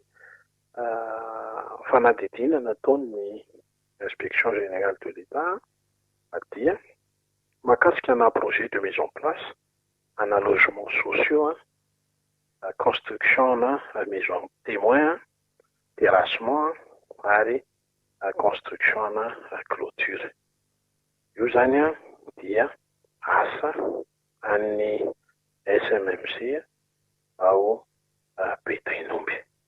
Dia voakasika io fanadihadiana io quartier général ny SMMC voakasika io fanadihadiana io directeur administratif financier voakasika io fanadihadiana io ny talent général ny META. Ity société no nahazo ny asa ary ny nanaitra niavona ao anatin'io zany ny mpiara-miasa akaiky amin'ny filohan'ny republika ao anatin'ny fiadidiana ny republika zany izay tompon'andraikitry ny fampalalana ny vaovao sy ny serasera. Ny farany dia mpiara-miasa amin'ity orinasa META izay voalaza etsy ambony ity. Ny adihevitra ao anatin'ity fanadihadiana natao ity dia mazava ny amin'ny hoe efa nisy fanadihadiana roa mialoha an'ity fanadihadiana anankiray izay natao ity dia ny voalohany mahakasika ny fampiasana ny fitaovana nisy SMMC zany ary ny faharoa dia irrégularité mahakasika na cadre de passation de marché tamin'izany fotoan'izany ny resaka informatique dia fantatsika zany fascicule 1 fascicule 2 ao anatin'izany tatitra zany no isiny zany endrika observation préliminaire zany ny fampahafantarana fa efa nisy fanadidina mialohan'ny ity fanadidina natao tia ny amin'ny olana zedainy ty orinasa tia dia ny fampiasana ny fitaovana ary ny passation de marché anankiray mahakasika ny fividianana informatique sy KBJ ihany koa constaté zany ao anatin'izany orinasa SMMC zany. Zao no fipetraky ny raharaha. Misy zay contrat de marché anankiray anankitelo izy io zany nga voalaza ny fanadidina dia io lay asa voalaza teny am-piandohana io zany hoe ny fanaovana ny logements sociaux dia ny terrassement ary ny construction na clôture ao amin'ny SMM. Toy izao ny fitrangan'ny raharaha. Voalohany indrindra amin'ny marché public zany dia misy atany toy n'ilay atao hoe akaly. Misy asa anankiray atolotry ny SMMC dia manome orinasa roa telo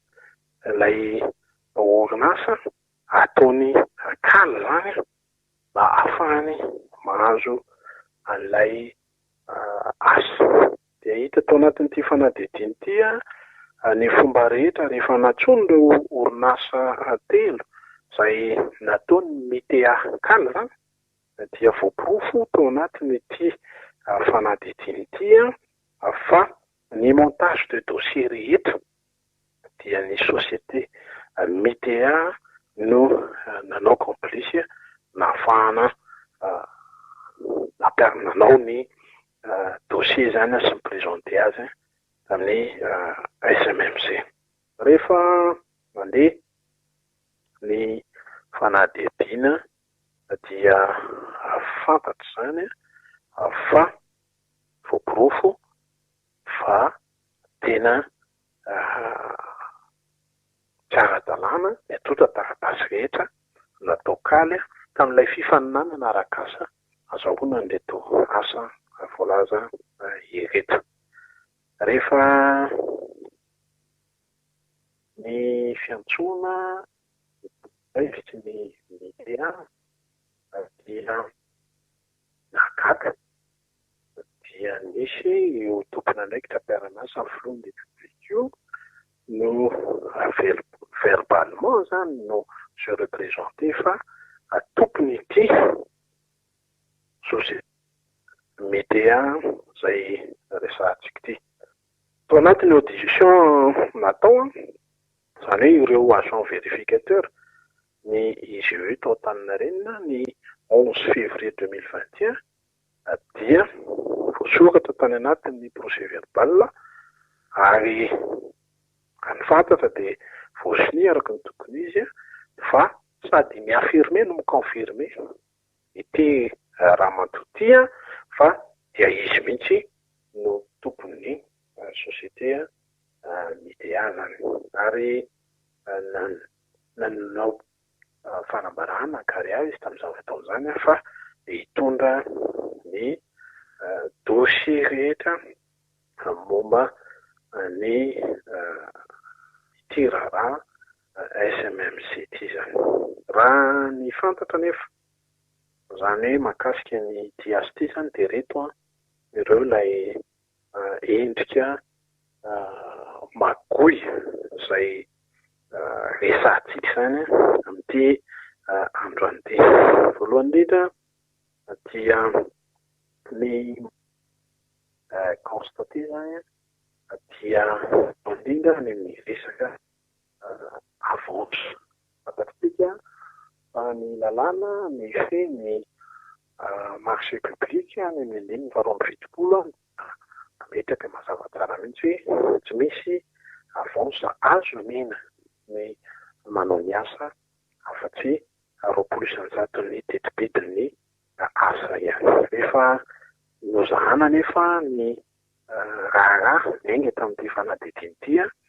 dia ny 70 isan-jato voalohany indrindra amin'ilay construction na maison témoin zany dia efa noraisina tamin'ny 1 febroary 2020 sy ho arivo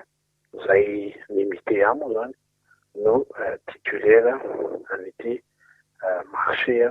voalazantsika eto. Ny tena loza dia zao hoe misy fandoavam-bola izay mbola tsy misy service fe akory dia ny mahakasika an'ilay terrassement zany sy mahakasika ny ampahany an'ilay clôture. Paiement sans service fait sur les 2 travaux zany ary mitetina hatrany amin'ny 1 milliard 145 914 millions d'ariary izay vola avoakan'ny SMMC zany nakany amin'ny BTA nefa dia tsy misy service. Fantatsika arak'ilay voalazako teo hoe ny article 72 amin'ny ao amin'ny 1 ny lalàna 2016-055 dia mazava eo no mifehy ny code des marchés publics eto Madagasikara dia ny avance azo omena ny tompon'andraikitra manao ny asa zany dia tsy misy afa-tsy 20 isan-jato. Ny fehiny tikambara amin'ity androanyity amin'ny endriny fanodikidonam-bola eto Madagasikara dia toy izao voalohany indrindra aloha zany dia ilay ataontsika hoe violation na procédure amin'io ilay passation des marchés resantsika io dia fomba mahazatra eto amin'ny firenena amin'ny fanodikidonam-bola am-panjakana izany. Ny foizazy fo zany satria reto orinasa telo izay natokaly reto dia manapovo mazava fa natsona ary tsy niantoka n'inona fa nanao fotsiny ilay asa. Faharoa dia ny favoritisme satria ny mpiara-miasa ny fonds public zany ny mitonona ho tompony MITEA dia mandeha ny favoritisme amin'izay lafiny marché public an'ilay orinasa izay.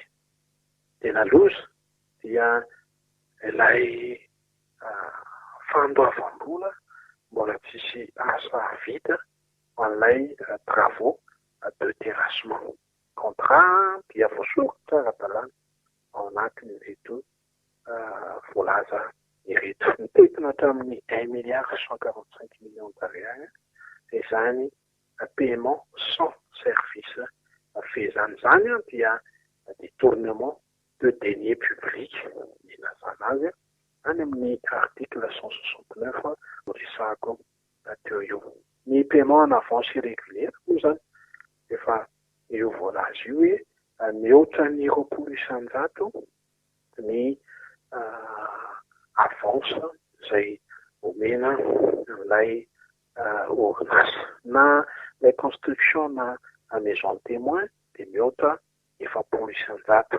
Ilay contrat izay misoniavina nefa tamin'izany vanim-potoana zany dia 84 millions 210 000 eo zany. Ny farany moa dia ny mahakasika an'ilay construction na clôture izay voalaza eto dia moana vola 152 millions ariary izay 10 isan-jato ilay vola tokony avoaka. 723 millions d'ariary ny contrat an'ilay travaux dia ny 150 millions d'ariary zany dia mivoaka mialoha efa 10 isan-jato an'ilay asa tanterahana. Maninona no miresaka an'izany androany dia hoe ity investigation izay natao ity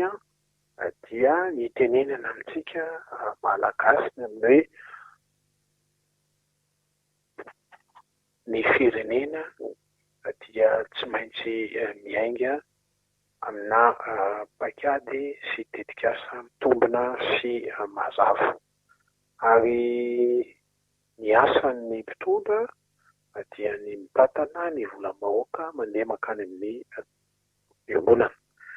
Ohatra anaty fa firy moa ny orinasa mpanjakana malagasy ahitana taratra an'itony araka volazako teo hoe 2500 milliards ariary isan-taona eo ny gaspillage eto amin'ny firenena, dia fantatritsika loatra zany fa izany no fosotry ny fantana eto Madagasikara. Détournement de deniers publics, détournement de fonds publics, paiement d'avance irrégulière ary paiement sans service fait. Dia amin'ny fomba ahoana no ahafahan'ny fanjakana malagasy mampandroso ny fireneny raha maro ny endrika fanatokotanam-bolam-panjakana toy itony, raha maro ny endrika kolikoly. Sy tay ny vahoaka malagasy 5 tapitrisa isan'andro dia androso aiza ny firenena. Basiko izay vokatry ny fanadihadiana manoloana an'itony raha itony mba tsy hitovy amin'ny raharaha 73,5 kg d'or ity raharaha SMMC ity, mba tsy hitovy amin'ny raharaha mahakasika ny écran plat na ny bonbon sucette milliard ariary, fa kosa mba ny marina, ny hitsiny no atao eto amin'ny tanin'ny République. Dia mametraka ny mandram-piona ho antsika rehetra indray dia miandry ny toiny zany raharaha zany isika fa itony no endriky ny fanatokotonam-bolam-panjakana. Makasitraka antsika rehetra. Dia mbola ankasirantsika hatrany ny fandraisana fitenenana izay nataony namana Guy Maxime teo. Araky ny fandarana ny zavatra andresantsika rehetra teo dia henontsika mazava tsara fa eto amin'ity fireneny ity dia samy matsapa ny tsirairay fa misy scandale sur scandale foana ary tena record ity fitondram-panjakana ity. Ao anatin'ny 2 taona sy tapany izy dia nahita karazana scandale maro dia maro. Ary resahana eto foana moa ilay izy araky ny tenentsika hatramin'izay hoe isika dia mitondra ary miteny izay zavatra voamarina ary nanantsika porofo. Ny zavatra toy izany no mahatonga foana miteny hoe fitondrana inona re ty fitondrana ty. Ary ao anatin'izao valana retina zao tsika dia samy matsiary fa tamin'herintaona nisy scandale mikasika an'ireny écran plat izay voalazany namana Guy Maxime Ralaiseny teo. Nisy ny scandale mikasika ny bonbon sucette, misy daholo ireny hitantsika ireny. Ary fanontaniana mipetraka androany dia hoe nakaiza marina tokoa moa zany ireny écran plat izay naberesaka reny, izay nampiasain'ny CCO, nampiasain'ny président CCO, satria tamin'ity fotoana deuxième vague ity dia tsy nisy intsony le rafitra zany izay mipetraka teny amin'ny CTC Ivato, fa lasa misy an'le marary amin'izao fotoana zao nandraisana marary. Fa le fitaovana nampiasain'ireo CTC sy ireo président CCO sy membre ny CCO ireo lasa nalefa nakaiza daholo. Tsy volan'ny olona irery iny na vola manokana, fa vola nalaina tao anatin'ny vola izay nampindramina nanomena Madagasikara entina miady amin'ny valana retina. Toy izany koa ny fanontaniana mipetraka hoe nakaiza le fiara be dia be nentina nanaovana oeraoera eraky ny tanàna tamin'herintaona reny, nakaiza ireny, nalefa izy ireny. Hatramintsika amin'ny teny androany dia mitaky ny sombavam-bahoaka TIM, mila mitaky ny mangarahary zahay ary mila ny zavatra marina izahay. Taiza no vidiny ireny fiara reny, ohatrinona ny vidiny, dia makaiza ary nakaiza ireny fiara reny amin'izao fotoana izao. Fantatritsika fa mila n'izany fiara zany ny rehetra, satria fantatritsika ihany koa fa ny ambulance tsy ampy. Ao anatin'izay fitondrana izay moa zany, fitondrana ny raharaham-pirenena, dia andrakandrana foana no ataony rehetra manomboka ny faratapony ka hatrany amin'izay olona mena fahefana farany kely faran'izay madinika. Tafiditra ao anatin'izany ny faritra Vakinankaratra, Hitatsika ny zavatra niseho taminy nomaly ho an'izay rehetra nanaraka tambajotra serasera indrindrandrindra fa dia nitroatra le vahoaka tany satria inona ny tranga rehefa mandray fanapa-kevitra na décision tsy ampeverana dia ohatr'ireny ny vokany dia ny fanapa-kevitra moa zany rehefa raisina dia miemotra indray avy eo miverina amin'le fanapa-kevitra ny raisina mitovy an'le fomba fitondrana hatrany faratapony tenentsika teo vao tamin'iny farany herinandro iny tsika no nahita ny resaka décision interministérielle reny androany maka an'le fanapa-kevitra ministra anankidimy manao sinimo fa ministra le super ministre ny tena naka fanapa-kevitra tao anatin'ireny raha ny fahitantsika anazy dia andro vitsivitsika aorinan'iny dia miemotra amin'iny fanapa-kevitra iny ndraiky io dia ohatr'izay ilay zavatra mitranga tany amin'ny faritra Vakinakaratra izay niraisiny le gouverneur hito moa zany Ragova moa zany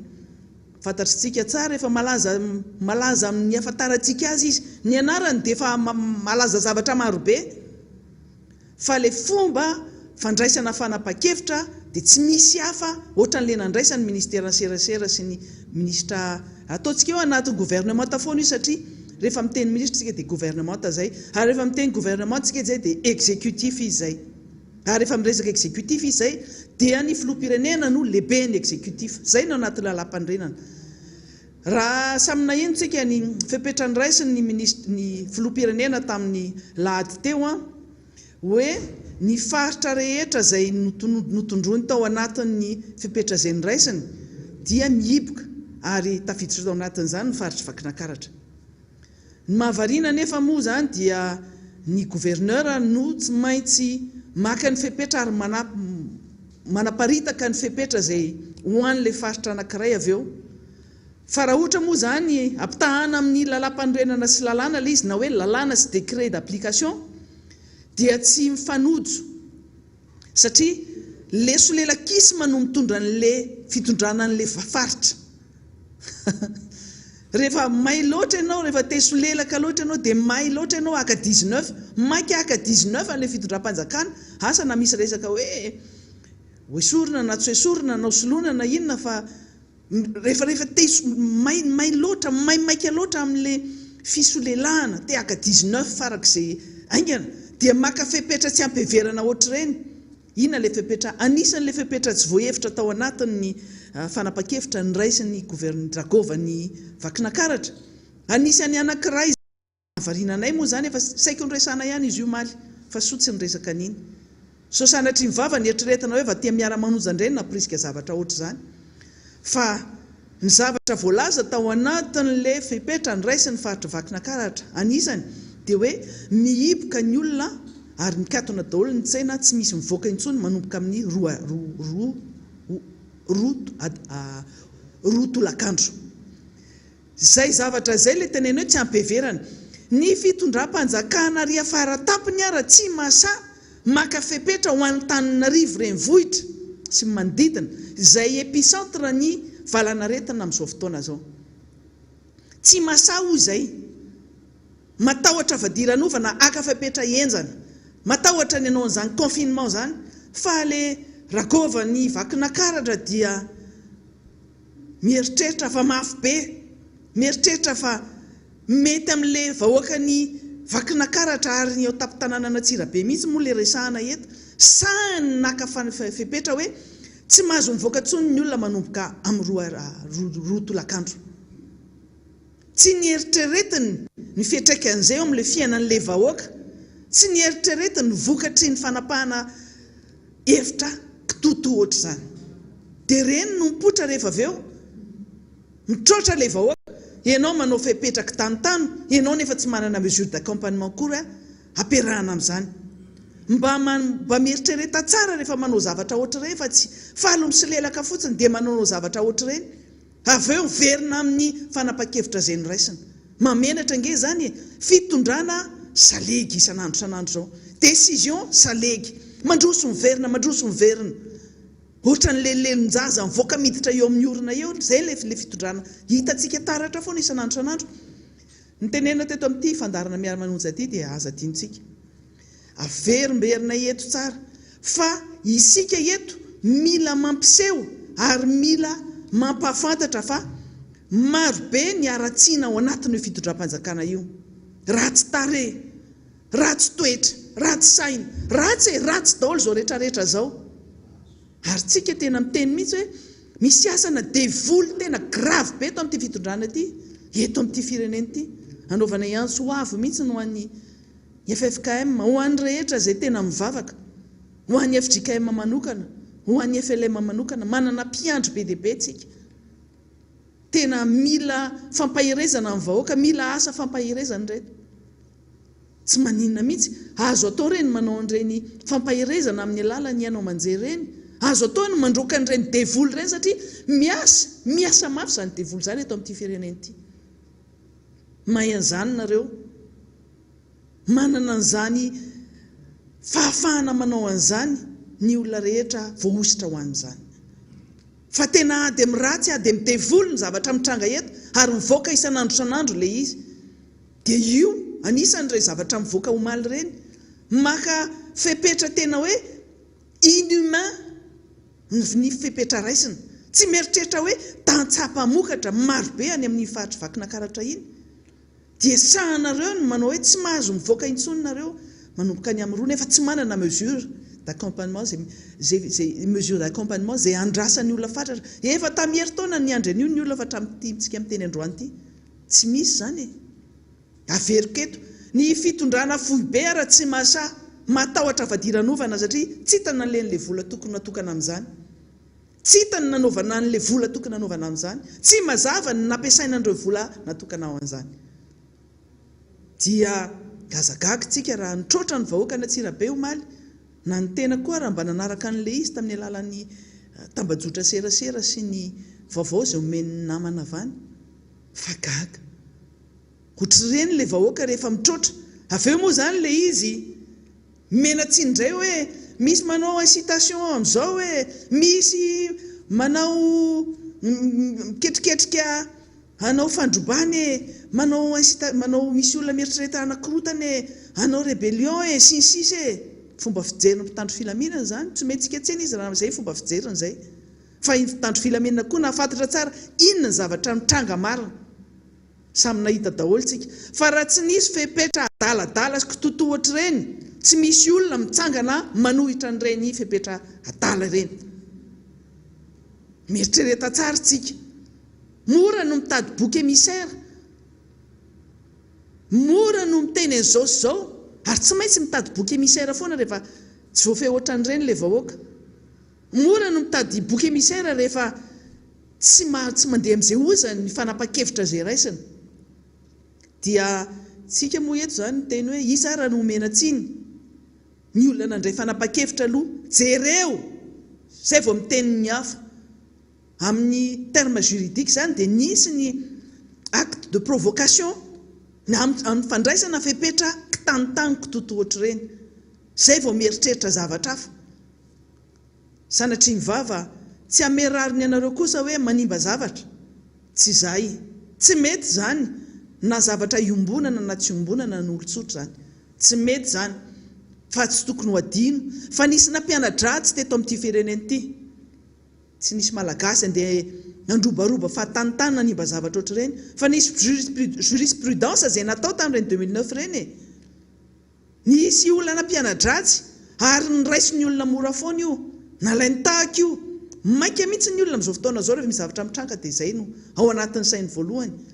Dia mijereva fitaratra nareo mpitondra. Ianareo no nitarika ny olona tamin'ny 2009 tamin'ireny, nandroba, nandoro, nangalatra fananan'olona, nanao ny fananam-pirenena, tena mpitena araka ny zavatra tsy eritreretin'ny saina mihitsiny. Eritrereto zany. Dia azagaga raha misy zavatra mitranga ohatr'ireny. Izahay eto miara-manonja dia mikondane foana, manameloka foana ny zavatra fanimbana fananan'olona ohatr'ireny, ny fandorana zavatra ohatr'ireny. Tsy mety zany. Fa ny tompona andraikitra voalohany dia tadidio fa Ndrakova zany. Eto moa zany mbola miteny ndraiky hoe raha Ragova ny tompona andraikitra amin'ireny resaka fandraisana fepetra mikasika ny ady amin'ny atao ny valanaretina Covid-19 ireny, azadino ihany koa fa mbola misy coach koa nge io vakina karatra io misy ministre coach ao iza le ministre coach ny vakina karatra échec sur échec ny zavatra nataony nandritra zay fotoana zay nandritra fotoana vitsivitsy tafaraparan'izao mbola ministre ny serasera ihany io antanio azy iza ny coach ny vakina karatra tsy mafehan'le vakina karatra nareo mirehare fa lasa fiefinareo vototra teo anatrehan'ny président Ravalomanana zany vakina karatra zany mirehare nareo fa hoe ny RD zao matanjaka amin'ny mapara matanjaka amin'ny faritra ny Tsirabe iny dia io izy io samy mijery tsika ary samy maka ny lesona dia samy maka ny dia ninona moa zany fiteny anazy hoe ny conclusion inona ny conclusion ny maire anareo Grakova anareo lazainareo fa anareo ny vahoaka dia anjarantsika zay no miteny zany le vahoaka anareo zany no misakoroka aminareo amin'izao antanio an'le ministre serasera le tena mafy be super ministre échec foana ny zavatra ataonao ary ho an'le président république amin'izay asa raha mba tonga saina amin'ireny efa nataony na brita nataony hafa baraka ianao tamin'ny lahady raha tsy hoe tena fanahinina koa nataon'le président république koa reny hoe aleo hitany vahoaka mihitsy fa iny koa moyen ahafahany mampijabaka azy fa teny mijabaka izy tamin'ny lahady satria efa mba mieritreritra koa ngapan'le filoham-pirenena hoe aleo amin'izay kisakisaka aloha akisakisaka aloha dia aleo misakisaka aminy aloha fa mitohy ihany le izy mitohy ihany dia io le resahana eto amin'ity fandara-miara-manonja ty hoe aleo isika rehetra mahita ny aratsiny ity fitondram-panjakana ity rehefa domile olona domile vahoaka voataitra zay vao manova décision faran'izay aingana maka fepetra indray mbola tsy voahevitra ihany io tsy azo ny atsaina fa le fait de revenir sur sa décision ny fomba anankiray afantarana fa hoe tsy mahomby ianao dia ny fiekenao fa tsy nety ary niraisina tsy ampeverana ny fanapa-kevitra niraisinao dia miverina amin'ny fanapa-kevitra iny ianao zay dia efa manaporofo an'le aratsiny zay dia anjaran'le olona nanendry amin'izay ny mieritreritra fa inona ary tena ataony ity aza le vahoaka no enjehana sy atao inona indray tady boky émissaire eo ohatra ny tany amin'ny faritry nosy be iny ny lahatra ny vahoaka dia nivoaka dia nanao grève dia nitaky an'izao inona ny fanapa-kevitra niraisin'ny fitondram-panjakana tapoka amonona an'le afo lasa ny zaraina vary ny zaraina inona mamono afo aloha fa avy eo filoham-pirenena mihitsy no teny hoe aleo fa tsy hibohana tso fa misokatra ny nosy be nefitsika mahafantatra fa mbola tsy tafavoaka ny ala koa rengeny any nosy be any dia atao voatr'izay koa le any Tsirabe rehefa misy zavatra ohatr'ireny dia atao voatr'izay koa mampimenge ianareo hoe tena mampime tanteraka mihitsy amin'ity zavatra atao ity fa araka ny tenena teo ia hoe matoa ny olona mitrotra dia nareo tsy mba mihaino vahoaka nareo tsy mba mihaino ny olona manakina anareo nareo tsy mba mihaino an'izaniza fa ny lohabe anareo ihany asa manana lohabe ohatry ny inona ny be ny lohanareo io inona ny ao anatin'le lohanareo io ny aretina covid ozy izy ny namana rehetra efa enjana be ratsy be fa le covid koa vao naika loza io izy io le covid io tena mampime zavatra mitranga eto fa ho hitantsika foana zany hoe inona indray ny zavatra mitranga ny eto amin'ny miara-manonja misy zavatra mitranga tokony resahana dia afaka miandry kely aloha iny resahana amin'ny fotoana manaraka fa ny zavatra d'actualité ohatr'ireny nareo ihany manipy an'le baolina aty aminay ahafahanay mamela anareo iny izy iny dia ohatran'le resaka avion itonga ihany koa hoe iny lasa resaka be lasa voanaiky nareo mampime tena matapatsinay mihitsiny cargo tsy cargo ny cargo zany ake mitondra entany ny olombelona lasa entana zao lasa entin'ny cargo zany rehetrarehetra zany dia ny tena mampalahelo ao anatin'le izy dia lasa adiny mpanao gazety dia hoentiny le olona baka plus 40 eny ambony tambajotra serasera sy anatin'ny gazety sy any amin'izay toerana hitondrany anazy ihany, alaina baraka le namana, alaina baraka le station na le chaîne rahavavy. Zay ve le nampianaranareo baka plus 40 le tena misekoseko hoe tena hainay ty asana mpanao gazety ty, hainay zao rehetrarehetra zao ary mamely an'izao olona rehetrarehetra zao. Sarotra be zany zavatra zany, le toe-tsaina mihitsy dia samy mpanao gazety no lasa ampidina amin'izao fotoana zao. Zay le mbola ratsy ny te fitondram-panjakana ty zany, mbola anisany zany, satria le mbola le mpanao gazety pomba fitondrana ihany io manondrana ihany koa. Dia mihevitra anazy tena hoe tena inona mihitsy izy, dia asiana le chaîne privée taloha le rahavavy. Io rahavavy foana io na inona tenenareo hoe rahavavinareo foana io chaîne privée io. Nalaina baraka no ataon'izao no opa rehetrarehetra zao, tena mahavariana tanteraka mihitsy zany, satria inona nasa nanao investigation, nidina teny toerana, nakasary, nanontany olona, any anke sarotra ny mahazo an'izany information zany indraindray. Misy miafina tsy mety mameno izany information zany, ary samy manana ny fomba fiasany. Fa ny baka plus 40, ny baka plus 24 moa zany miseho anazy tena mahay, tena tapaizana eto amin'ity fireneny ity. Fa ny hafa tena tsisy dikany daholo aminy. Fa aleo ireo zandry sy ny taty aorianareo ny amelesony, mbola ho baka plus 40 nareo ny aniriana any, mbola ho baka plus 24 nareo ny aniriana any. Fa aleo le vahoaka mijery ahita sy tsara nareo, fa vonaiky nareo manala baraka ny tenanareo. Tsy fantatro ny hoe firy litra ny lany tao aloha, tsy haiko. Fa mirediredy ary le zavatra mitranga rehefa tsy défendable dia maninona raha mba mangina fotsiny. Fa na olona ray na roa zany hoentin'izany cargo zany dia efa tsy tokony hitondra olona izy. Sara inge hoe ireny mivoaka vao anaty avion hoe mitondra entana dia mivoaka mandeha makany amin'ny parking ny Enivato, dia miditra ny anaty tomobila, mivoaka amin'ny chariot anaty parking, miditra anaty tomobila. Fa tsy hoe ny olona tonga dia hoe ao anatin'ny parking izy dia ny entana efa avany amin'ny tarmac izy no amin'ny sens contraire le resanareo. Samy mahita daholo ingeny eto e.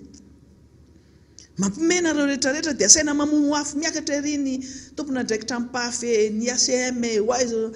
aleo mangina, fa maninona raha lalovina ohatr' zany dia maninona manaiky lalovina ohatr' zany nareo rehetra re. Le izy zany na olona tsy te-hiteny ara dia miteny, ary zay dia miteny eto, rehefa mahita baly zay tofirinareo dia ataonay rafala tatatatata. Rehefa kopariko io dia zay ataonay tak. Fa nareo manao foana isan'andro san'andro dia inona? Zay ny zavatra mitranga. Rehefa mbola manana namantsika rehefa avy eo mbola hiditra eto, mbola ho avy eto ny député fidèle. Fa iresaka tellement kely eto satria mampimenimena ny olona foana ny zavatra mitranga. Resantsika foana hoe le groupe aksianina io, resaka garany io, any Irji io, efa resantsika firy andro zay, raha mbola mahita zavatra resaka tao amin'io tsika mbola resantsika. Mety soampy fotoana androany, fa miresaka amin'ity resaka alatra, amin'ity resaka io moa zany resahana aloha zao fa mety misy hafa koa afaka resahana ny opérateur sasany.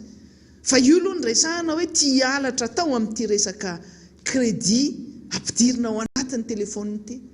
Ny service tsy manaraka ny vola alaina, ary ny olona zany tena amin'izao fotoana zao tsisy tsy menimenina amin'io halatra ataony amin'ny telma io. Mampiditra crédit dia tsofo ny ray aman-deha. Tafiditra ao anatin'izany zany le qualité de service médiocre. Dia miresaka ao amin'ny antempirenena resaka visioconférence tsika. Lasa mampime koa le izy. Mampime le izy satria rehefa ratsy ny qualité de service satria ny akabetsahany dia presque tellement daholo ny ampiasain'ny solombavambahoaka any amin'ny toerana rehetra satria ny tellement manana monopole n'ireny réseau reny any amin'ny toerana sarotra rehetra. Fa io resaka monopole ny tellement io mihitsy no resantsika hoe tsy araky ny tokony isy nge ny zavatra mitranga amin'izao fotoana zao e. Ary ny information azonay satria izay dia manadiady ao anatin'izany zavatra mitranga zany hoe firy marina firy marina moa ty ampiasaina eto Madagasikara ty fa misy toerana eto Antananarivo renivohitra ara dia tsy mahazo ny crédit anao fotsiny lany, tsy mahazo connexion ratsy ny réseau, tsy mahazo connexion mampiditra fitahany ianao hoe 4G io hoe ay le izy zany tsy tena 4G koa fa 3,7 amélioré ozy izy ny namany. Misy amin'ny toerana sasany tenena hoe pourcentage no resahako eto ty dia ho resahantsika amin'ny herinandro ambony indray zany hoe ary miova tampoka brusque zay kan'le sakade miova tsy maripoti zany io dia any amin'ny toerana hafa hoe ny 20% ny district eto Madagasikara dia mbola qualité de réseau 2G. Io zany le mampiasa 119 zany mampiasa 3G, io zany le manao an'le SMS dia miantso manao appel dia miampy data kely. Ny 18% district eto Madagasikara mampiasa 3,75G, io le hoe 3G amélioré. Io zany le appel dia SMS dia data kely tsaratsara kokoa. Ary ny 17% ny district eto Madagasikara dia mampiasa an'ilay atao hoe 4G, fa io tsy tena 4G fa 3,75G amélioré, zany hoe mbola fifamitahana be zany ao anatin'io. Ho resahantsika eo amin'ny fotoana manaraka satria misy ady nataon'ny opérateur ny téléphone teto Madagasikara mikasika an'io satria ny fantatra hatramin'izay dia hoe ny tellement no nanana ny monopole ny io resaka fibre optique io teto Madagasikara. Fa nisy fotoana dia nokitihina kely ary rehefa nikitihina izy dia tany marary anazy satria nieritreritra fa nanao investissement be mihitsy mikasika an'izany fibre optique zany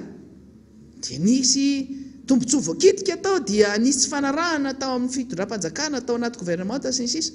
fa leo anaty fitondram-panjakana koa tao anatin'izay te hampiditra n'le akamakamany le namany haka n'le gâteau-ny amin'ity alalan'ny fibre optique ty. Resantsika manaraka izay fa satria fa ato ny namantsika Fidèle Razarapiera dia mahitsika anazy ny fitenenana satria mandeha any ny fotoana isika te-hiteny zavatra maro dia alao toizintsika amin'ny herinandro indray, fa zay aloha ny azoko entina androany mametraka ny veloma madinidinika ho antsika rehetra dia samy tahin'Andriamanitra dia bon week-end bon confinement total. Rahabaina ianao namana Fidèle fa dia aleo indray ianao indray ny azy aloha. Ya makasitraka honorable Lanitra Razafimanantsoa miarahaba antsika rehetra mpanaraka ny fandaharana amin'izao maraina izao. Maro tokoa araka ny nambaranao teo tokony ho resahana ary tsy tsika mamorona le fanjakana ihany no manome bala hoentiny eto amin'ity miara-manonjy ity isan'andro izay isorana azy ireo ihany tsy fahaizany mitondra. Zay moa lefa tenentsika foana le mpanaraka nytoy fandaharana ity hoe jereo ny aratsiny le fitondrana. Mahita tsika zao tsy président, tsy ministre, tsy ragova, mbola tsy haiko ny hafa zay mbola anondrana koa anatiny tsy mpandraraha miaraka amin'zareo dia ao anatiny daholo zany, tsy solombavam-bahoaka tena karazany mihitsy dia zay tenentsika zay hoe mitsipona fotsiny tsika amin'ny ty indray hitindray miresaka tellement ianao teo mbola resaka niny rehefa aveo fa eto moa zany dia afanao tsika ny mirary soa an'ireo tsy salama mba ho sitrana ao anatin'izao vanim-potoana ny Covid zao zay tena mamely mafy mihitsy ary mitondra teny fampiononana ho an'ireo manana ny lavo. Io maraina io zao dia saika ny mpanao gazety rehetra gaga sy talanjona na eny fa maty ny commissaire Alexandre. Zitsy angamba raha mpanao gazety manao reportage, misy ny tsy manao reportage mihitsy aminay io mpanao gazety any ambony salon fotsiny dia mpanao gazety io, fa ho any zay efa nanao reportage na mbola hanao tamin'izany fotoan'izany zany fa zao moa zany efa nodimandry ny commissaire Alexandre tsy maintsy efa nanao interview an'izany rangazana fa raha ratsy ny indray mandeha tsy maintsy oa tena ataoko hoe tsy maintsy mihitsy satria izy zany a serasera ny police nationale de tsy maintsy mahita anazy ianao satria misy tsy diva zany vaovao amin'ny police pirenena de maka vaovao any aminazy ianao de mahafantatra mpanao gazety rehetra izy matoa zany ianao tsy fantany de satria ianao zany a tsy manao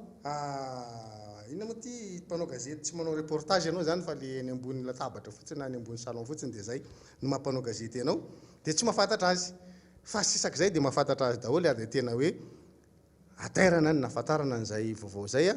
mirary fiononana ny fianakaviany commissaire Alexandre tsika izay navita be teo amin'ny tontolon'ny serasera satria dia nazahoana vaovao maro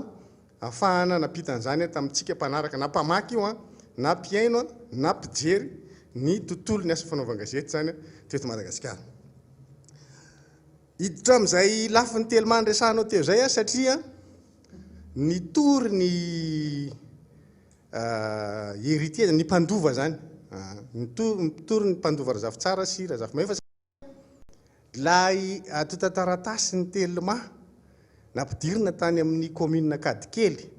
nazahoana permis ahafahana mamefy an'ilay tany 3 hektara dia nitoriny ny taty amin'ny fiarovana ny mpandova zany a mba ho antona zany le izy nangataka suspension zareo nanao koa izy a fanafoanana roa zany le nalefany de nandeha tao amin'ny tribunal administratif le izy omaly na tsy miteny ara de fa hoe izy mandresy satria zay le problème atsika androany ny rafitra rehetrarehetra anjakan'ireo mandresy izy ny commissaire de la loi tena hoe momba tanteraka mihitsy an'le taty amin'ny fiarovana ny mpandova ny antony de tsotra ny juridika tena ampelatana io fanazavain'ny maître Dany teto ny tany ampelatana amin'ny mpandova neka fahafito amin'ny 20 ny volana avril mbola misy prénotation ny permis ny Telma 28 avril kaka zany de anivon'ny rafi-pitsarana hoe fa ahoana tsy mitombo zany zavatra zany ary mampitsembokolona zavatra ohatr'izany hoe fa ino zany ataonareo zany de inona ny argument nentina nandresen'ny Telma zany omaly ary ty tena mampimehy mihitsy ty zavatra ty ianao eo maître olona mpahay lalàna raha itenenako ty zavatra ty ianao de somaro gaga ihany zao zany le izy satria rehefa nitory zany le mpandova de naka mpisolo vava ny commune mana mpisolo vava anazy ny Telma fa maka mpisolo vava koa ny commune de iza no mifandretendro ny mpisolo vava ny commune sy mpisolo vava ny Telma nefa le commune am'zany rafi-panjakana tokony tsy mitanila atsy fa le 54 millions d'ariary droit permis efa hiditra ao amin'ny commune io zany mbola eo ambony loha épée de Damoclès eo ambony loha eo a manahira-tsaina ny commune zany io zavatra de ny zavatra napetraky ny Telma zany de ny hoe ny service technique teo anivon'ny commune ne no nandinika an'ilay atota taratasy ny Telma ary namoaka an'ilay permis fa rehefa namoaka didy le fitsarana de hoe ny service technique tao anivon'ny aménagement ndray a nefa nanome alalana noho izany a tsy misy problème ny afahana manao an'ilay fanakatonana an'le toerana zany a le fanidina an'le toerana satria efa nanome alalana ny service technique ny aménagement de napetrakytsika zany ny fanontaniana hoe ko maninona zany ny Telma nangataka permis tany amefena an'le tany tany amin'ny commune raha tsy ho considéré tsika zany ny service technique ny commune fa androany izy zany laza ny azakazaka ndray hoe ka efa nanaiky ny service technique ny aménagement noho izany a afaka atao le mamefy ka tsy tany amin'ny aménagement izy nangataka le permis zany zavatra misy eto amintsika etsika tenena hoe le zavatra atao a mba ataovy manaranaraka ny tokony ho izy ihany fa zany zavatra zany a no mahatonga atsika androany mametraka hoe raha pitso raha afaka pitso raha misy zany ny fahamoahana zany eny ambony latabatra de olazainareo hoe tsy fitiavana indray hoe ka satria niongana le mpitondra teo a de tonga ny mpitondra manaraka de tsy tia ny ty nefa zao tsika no miteny ohatra zany le zavatra atao de normal raha iverenan'ny olona zany raha pitso raha afaka pitso ty nge tsy izy mihitsy raha ohatra zany ka tsy mety le natao hoe ny service technique ny commune ny mandinika an'io zay efa nameny ny mpandovany ny atota taratasy rehetra dia zao ny zavatra ataontsika mangataka aminareo ao amin'ny tribunal administratif zany a foano avokoa service technique ny commune rehetra fa tsisy ilana anazy tsony fa aloha tonga dia atao aty amin'ny aménagement daholo io a dia tonga dia zay dia milamina tsisy mangataka permis any amin'ny commune tsony zany fa tsy neny aménagement no mahazo an'le izy zay nagaganay fotsiny naninona ny telma androany miaro an'le izy ka mahazo an'izany dia mandeha makany amin'ny aménagement ndray le valiteny omeny le onivon'ny fitsarana tsika eto zany dia ka foana hoe ny zavatra ohatr'izay mahatonga any miara-manonja mitondra ny zavatra ohatran'ireny no fantatry ny vahoaka tsy mandady arina satria tsika no miantoka ny karaman'ireny olona rehetrarehetra ireny tadidio zay dia tokony hiasa ho an'le vahoaka izy fa tsy asa ho ana vondron'olona fa zay moa ny zavatra misy a reo moa mbola nampiakatra fitsarana ambony zany ny any amin'ny fiarovana n'ilay mpandova fa arak'le teneniko teo hoe tsy ny fitsarana rehetra kory ny ratsy fa misy ny sadasada ao fa misy kosa indray mba manao ny asany a ara-dalàna ary raha zay ohatr'izay foana ny zavatra misy dia tsy fialofan'ny malahelo ny fitsarana raha ohatr'izany satria ilay fomba entinareo manapa-kevitra mihitsy zany magaga hoe tany amboalohany hoe commune no ifampiresany commune no nandehana ny telma fa rehefa may volotratra ny telma milatsaka ho azy ny ministera ny fanajariana ny tany indray a ny lasa akana n'ilay fanapa-kevitra eo anivon'ny fitsarana ny androny toy tsika anaraka akaiky an'io tsika ahafahantsika miteny hoe zay le telma za zany eto tsy miteny hoe telma satria telma zany angasy fa le ao ambadiky ny telma foana ny any teneniko asina ny iriji tononiko foana zay manana olona eo anivon'ny fiadidinan'ny republika izy ary talian'ny kabinetra mazava be zany de mandrefy amin'ny sakany sy ny lavany ny zavatra rehetrarehetra eto n'ity tanàny ity ary za eto dia miteny ho anareo karana maramara saina io ho an'izay maramara saina ho a tsy nareo rehetra za tsy manao lasakaray ny karana misy aminareo mahafinaritra misintegre tsara mihitsy mifanaja manaja ny gasy miasa ao aminareo fa ho an'le maramara saina dia tadidio fa raha mbola misy zavatra tsy mety ataonareo dia miteny eto foana izahay dia tsy maintsy ho tenenina eto foana zany fa tsy hoe iantso andrakoto indray na iantso andrabe aloha ihany dia anao lavalava tany teneny delona kely sy metra ianitra mba tsy te azafady miakatra eto foana reo va misy zavatra tsy mety fa raha ohatra ka tianareo ny tsy akaran'ny resahana eto dia ajao le rafi-piarahamonina misy ajao ny fitoviana eo amintsika rehetra ohatry ny olona rehetra io arak'le tenenina teo hoe zahay dia isan'ny anetana amin'ny resaka hoe fizakana ny zoam-pirenena io ary fanina ray fotsiny ho any apetraka dia efa tsy efa ho avinareo fa hipotra eo tsy mety aminareo hoe aleo aloha zay miteraka amina gasy nomena n'lay zoam-pirenena zany hoe hita mihitsy anao zany fa niteraka na zaza gasy ity na nambady an'ity dia niteraka nyity meo zoam-pirenena izy satria ny zanan'iny gasy avy hatrany dia le ray aman-dreniny zany raha misy tsy gasy a dia omeo an'lay zoam-pirenena fa hoe mbola tsy akory ny akory dia hanambady a dia maka le zoam-pirenena dia avy eo elanao indray le gasy tsy fanaraka amin'izany tsika ary zay dia tena hoe apetraka mihitsy a fa raha zao nareo mahazo an'iny kodiara-tsaretany ty politika ty ny aty mbola ho aty anaovantsika lalàna hafa indray nrehefa avy eo anaovanay tolo-dalàna resaka micro-ny maître mare tiako hitondrana fanamarina kely izy io delina satria ny olona omena zoam-pirenena anankiray zany a dia prioritaire dia ny olona tsy manana zoam-pirenena ny olona patrite fa ny akabetsahany zareo fa manana anankiroa reo fa manana anankiroa ary matetika moa zany izy manana ny nationalité française ka reny zany no anahirana atsika mihitsy ny ary tsy maintsy zareo horesantsika frantsay taratasy io zay zay manko le zavatra anankiray ka io a hita io e io nge le fa fantatra le kajy ambony atao anatin'le izy io zany dia hoe finiavana hifehany ty tandrazantsika ty ny tena ao ambadika zay rehetrarehetra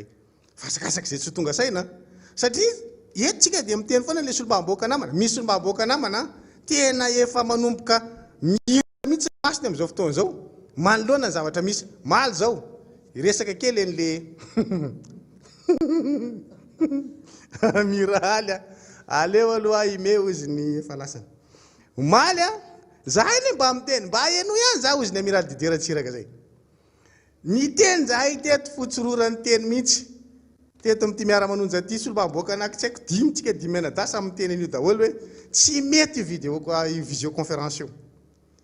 ary tan'le visioconférence fotsiny tsy mety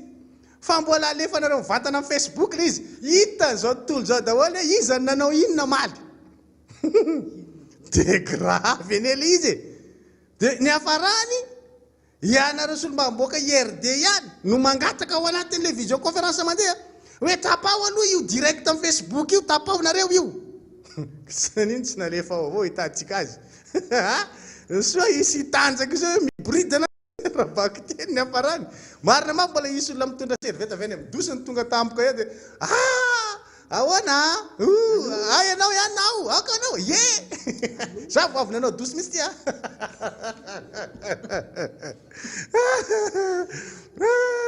ty asako ty zorabarojaona ka le izy zany etika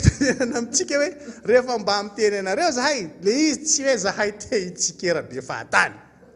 fa misy zavatra tsy norma mihitsy ao anatin'le izy ao de ny afarany hiteny io nge mandeha amin'ny Facebook hitan'ny olona rehetra le izy ny olona rehetra afaka amin'izay ary zao azo ny averina registrena le izy de ho tapatapahany am'izay mety aminy am'izay mibridana tsiraray izy mibetsaka atao anatin'le mpandray anjara ny IRD zay nge le olana ao anatin'le tantara le izy amin'io mandeha ny anay ty 2G tsy mahazo tsara mihitsy le connexion izy efa ao ve za maheno ana ve maheno ny zavatra mandeha ao anatin'le izy grave makasarotra an'le izy tsika de nagaga moa zany fa navoy ihany ny antsoantsika maître satria misy solombaboaka hoa manomboka fa misokatra koa masiny de ny zavatra ngezangeza rehetra ifanatrihana eny amin'ny CCI ihany ny huis clos zany de tsy maintsy eny amin'ny CCI sarotra nanaovana huis clos anatin'le visioconférence clos ka alefanareo Facebook ty raha ty tsy huis clos zany de ny huis clos zany eny amin'ny CCI ohatran'izany koa zany ny LFR eny amin'ny CCI mandeha débat ohatran'ny mahazatra de tsy hitako zany inona nahatonga anareo mipengapenga andeha andany vola am'le izy raha ireo le zavatra ngezangeza rehetra isy ohatra ifidy zao tsika ifidy ny zahay faritany Tamatavy moa mbola tsy mana filoha lefitra zany de ifidy ny filoha lefitra ny faritany Tamatavy de tsy maintsy anao vote secret tsika de ho averina eny amin'ny CCI koa zany mahampimena reo zany hoe tonga am'le tenenina ihany izy ny fanatrehana gouvernement averina eny amin'ny CCI koa zany le fanatrehana amin'ny gouvernement inona zany séance plénière vitsivitsy nge zany sisa no anaovana an'le izy de nefa io séance plénière ataotsika amina visioconférence io hitan'izao tontolo zao izany afa barako anazy tsika solombaboaka ihany satria ao tsika mitaky an'ty avantage rehetra ty le anina tsy tokony tapahana fa tokony zao tazominy hoe anao vitsangatana tafajabako ao daholo le solombaboaka na avy amin'ny fanoherana na mpanohana zay le tiako tenenina atsika hoe jereo le izy fa tsy zahay aty amin'ny fanoherana zay miteny hoe tsy mety io no antony mahatonga anareo insiste anao an'le izy fa jereo le fiatraikany le izy lasa tsy ranao veloma ny filohan'ny ateny miara-pirenena lasa andry aleza panina teo efa lasa zay nefa de misy miady an'le izy mihitsy hoe inona zany tena le hoe inona le tombontso manokana tadiavina anatin'ny zavatra io nefa rehefa aveo le solombaboaka namana mahita hoe zany fanatrehana amin'ny gouvernement zany aleo ifanatrehana mihitsy de natao mifanatrika ihany le izy ary misy solombaboaka avy any amin'ny de mangataka hoe za de mangataka ifanatrika amin'ny ministre zao nandresaka teknika tsy voafe ambony amberena am'le izy zavatra resahana retina ihany satria ny akabeazan'le zavatra ngeza zany ataotsika amin'ny teny miara-pirenena ifanatrehantsika eny zany sady mividy giga zay tsy maintsy efa lasa ihany le 100 giga any amin'ny solombaboaka no tsy maintsy mbola makeny amin'ny CCI eny ampiasan'ny CCI de inona fotsiny zany ny dikany mbola misy mangataka ordinateur tao io tena enjana hoa zay nge le tiako tenenina hoe lasa manala baraka atsika solombavam-boaka izy ohatrany hoe am'le olona marary ny covid ianao hitan'ny olona miariary eo mangataka avantage ao anatin'ilay visioconférence tsy le ady hevitra tokony andeha am'le tena fionana zany ao fa fangatahana zao daholy no mandeha ao anatin'le izy zay nge le mahatonga an'le izy hoe tsy mety hoe fa tena ny jabaka ary nampijabaka tao anatiny zany tokony mieritrehitra iza ny nampijabaka ampanina nareo tao anatiny io zavatra io lasa mampalahelo anao le filohan'ny ateny miara-pirenena hoe asa tsy manao veloma izy tonga de tsy hitanao eo ntsony izy satria zao tsy voafely zavatra ka korotana ambony ambany le izy zay zavatra zay le olana ao anatin'le tantara zany tiako tenena hoe nisy nampijabaka indray mipanina tao anatiny io de lasa ohatrany hoe izy zany ny victime an'izay zavatra zay nefa zavatra tsy tokony hitranga zany raha ohatra ka hoe mijery lavitra zany aloha vao mandray fanapa-kevitra hoe tiany atao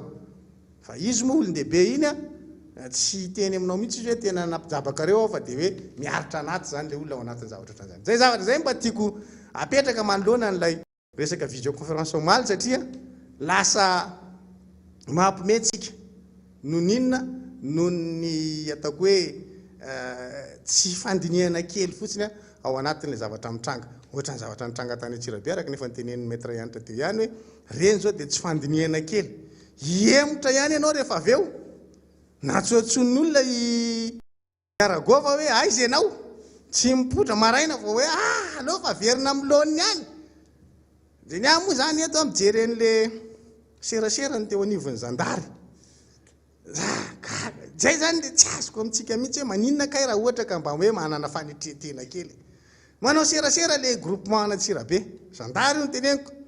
voafely izy tsisy an'izany zavatra araky ny voateny zany fa ny CC tsy voaroba sy voasakanay ny olona say andian'olona saika andeha androbany zany fa fitaratra fotsiny vaky fitaratra fotsiny vaky nisy nitoraka nefa voafely izy voasakana zay anakiraha de mitendry izy rehefa avy eo ny tsy haiko anjerimanontolo ny université tsisy an'izany université zay fa ny atsasaky ny fefy fotsiny nisy nakary le hazo tao am'le fefy nidorany zaretary aminy tena grave zany zavatra zany tsy tsao mihitsy zany le fanetreteny nefa ny fiaran'ny polisy simba voafely izy ny fiaran'ny polisy simba nitoratoraka teo tiako tenena zany de tia ratsy nandray an'le fepetra fahoany iny zany le Ragova de tsy nisy an'izany tsy nisy fahasimban'ny fitaratry ny CTC vonisokafana tsy nisy ny fahasimban'ny fefin'ny université tsy nisy ny fahasimban'ny fiaran'ny polisy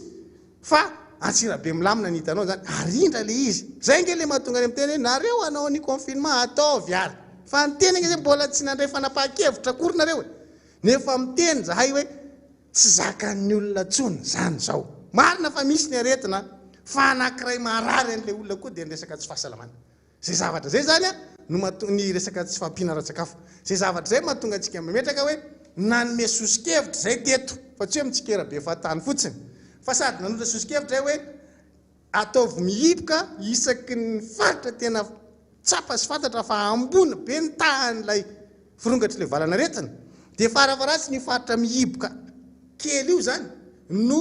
anateranareo an'lay fanampiana de mba kelikely no eto manana am'izay zavatra zay fa tsy mihetsika ao reo olona reo tena confinement total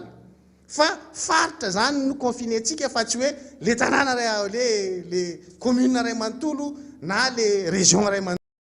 fa hoe atony misy faritra tokony ana de ino ny atao zany izy de mahazo an'le tosikinareo tsy mivoaka ao nareo fa aterina ny fanampiana ra-tsakafo atareo miaina normal mandritra ny herinandro nareo mihibo hitatsika ny fianany io fa zay moa teny avy aty ampanohitra le sosikevitra nga io raisinareo tsy raisinareo nge zany de zao nareo manao an'izy am'izay any am'le zavatra marary an'le vahoaka da zay fa timandray ny tao ambadiky reny zay foana mako lenareo rehefa misy natsanaatsana mihitsy le solombavam-bahoaka le fomba le fanjakana zany rehefa ampirisian'ny mpanohitra nagagana de ty natao mihitsy zay fitenena zay amitsika ho any Antsirabe na président Ravalomanana tany Antsirabe zay ngadiso ray am'izay izy hoe efa tonga saina ny olona any Antsirabe efa tsy azo rebirebena tsony efa tsy voatariky ny mpanohitra tsony ny any Antsirabe fa zao makany hay zay zany nginange zay fa tsy voarebirebinay zany le Antsirabe hoy inareo fa tsy hoy zahay fa hoy inareo nitrangana le izy maly ny mpanohitra indray no maniraka le Antsirabe anao zao fa nga mbola voafenay indray le Antsirabe le magaga aminay rehefa inona zany de voafenay o Antsirabe io zay mpanohitra rehefa inona izy de tsy voafenay samy zay mety aminareo ihany tena mampalahelo nareo anatin'le zavatra ambaranareo fa zahay moa zany malala fomba de manaja teny zahay fa nareo de ho tsarain'ny karatra eo ho tsarain'ny zavatra ataonareo amty zavatra rehetra mitranga eto amin'ny firenena ity fa tsy indrinay fotsiny le izy hoe raha mijery fitaratra kely fotsiny nareo de hainareo ny tokony atao fa nareo tsy mijery fitaratra de tsy manana fanetretena nareo raha teo tsy nianatra sekoly alady de tsy hainareo le izy fa le fanetretena nge ao amin'ny baiboly eo misy zany zay manetry tena no asandratra fa ianareo manandra tena mahetrin'Andriamanitra nareo rehefa mijery ny zavatra ataonareo de misy teny malaza anazay tilareo boka vinta fandakana ty tena hoe boka vinta mihitsy nareo satria maniny zay zavatra ataonareo rehetra de tsisy mandeha am'izay loniny daholy tena magaga mandray fanapa-kevitra raika efa niteny andragovana ambatondrazaka ndray iny aloatra mangona am'le resaka vary ataoko izy fa zay ataonareo rehetra nge oaka za zany eto tena hoe ampanetretena mihitsy ny ilazana amin'ny président de république monsieur le président raha ohatra ka 80 kotinao tamin'ny anao tonga teo fitondrana androany ampanetretena ho any iterenako aty ny atsasaky zay fa barakay ny atsasaky tena tsy masika amin'ny teny zany fa tena hoe mbola zazana hoe mitanila ary amin'ny teny zany hoe 40% sisa raha misy dikan'izay misy antony miteraka an'izany ao zay tokony enao mihitsy no atsapatena voalohany hoe ina retina ataoko hoe mahatonga an'le olona hitody damosina na efa ny RD ohatra anao mihitsy any no manaraka ny langazinay am'izao fotoana izao hoe olona ny fidy anao nefa manaiky ny zavatra teneny ty miara-manonja parsi daholo re olona momba anao reo monsieur le président ity fandarana teny ka hatrany amin'ny tena ny lavitra indrindra eto Madagasikara ka miaino an'ity ary manaraka an'ity ny any am'izay misy radio ahafahany miaino azy moa de miondana mihitsy etsy tiako tenena aminao raha taloha de marina zany hoe zay ataonao de nataony olona menina fa am'izao mieritreretra aloha aloha naka fanapa-kevitra anakiraiky ka zay mahatonga any amin'ny teny hoe manana fanatretena ataovy mitehaka ambonin'ny tany ny tongotra manomboka zao de mieritrereta tsara fa azafaly manilika ny zavatra rehetrarehetra aty an-damosina mpanohitra fotsiny amin'ny latsinainy misy visioconférence indray raha ohatra io ka somary atoantoany tsara vao mandeha ohatra ny tia akanjo menamena misy miara-manonja ty misy de tokony mipotra eo mipotra tsara mihitsy de zao ny ataoko miaino anareo tsinay rehefa kololoana ny fandraisako anjara atao fandarana kisaka kila tsy ambadika eto sotsy eo manao visioconférence miaraka aminareo latsinainy atao satria misy science plenaire ndray koa amin'ny latsinainy sy latsinainy arivo amin'le visioconférence nareo ka zay rehefa miteny ka samy mahazo manao zay akanjo anaovany ao anaty izy tsisy bedy mihitsy zay ataoko hoe misy olona avy any amin'ny doso ao tonga tampoka miaraka amin'ny servieta de zay zavatra misy am'izao tena natory maraina kely fa mitantara fiainana ery zalahy ao amin'le izy zany le zavatra mitranga de hitatsika eo ny toy ny fotoana moa mandeha jery famantaranandro hitako miazakazaka mihitsy le izy alohany mbola tsy hamarana kely tsika efa voalatsaka zao ty tel no amafisan'ny cour d'appel zany le didy managadra ny rôle immersa le 770 volana confirmé zany le izy zavatra ohatr' zany le ara-tsy toetra sy ara-tsy mpanahy ary le hoe fitsarana tena lalovany le fitondram-panjakana profo mitohaka amin'ny tendany le olona le voatotoy natao anatiny le hoe nampigadra ny Roly Mercia i Félicien efa nanao ny taratasy ara-dalàna. Io moa zany tena tsy hoe ambony latabatra ety no andeha hinaovana discussion na zavatra ohatr'izany, fa le fasahiana mihitsiny zany a miconfirme an'le didy izay manamera ny ministra taloha Roly Mercia hoe 44 mois ferme. Enjana ange zany olona marary en plus n'izany, olona tsisy antra mihitsy, tsisy tena hoe zany hoe tena vengeance politique tena zao enjana zany. Ary dia atao hoe 44 le atao ohatrany hoe maivana efa atao hoe volana, 7 taona sy 4 volana zany, efa taona latsaka kely fotsiny zany. Ary ny tena zava-doza ao anatiny io dia tsy matsiaro mihitsy le olona zany tena manondro mihitsy, fa tsika nahita tamin'ny lahady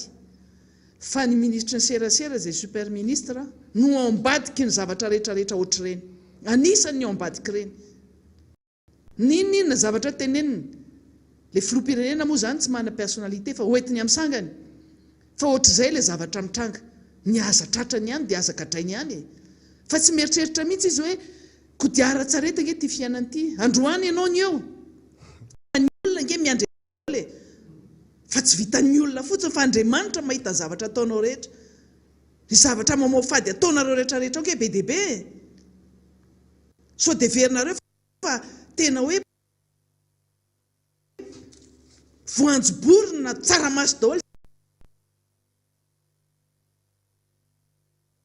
ty malagasy ty, tena mahatonga fofona mihitsy zavatra ohatr'izany hoe le fasahiany le fitsarana mamoaka zany didy zany, ny confirme an'izany. Ary za mino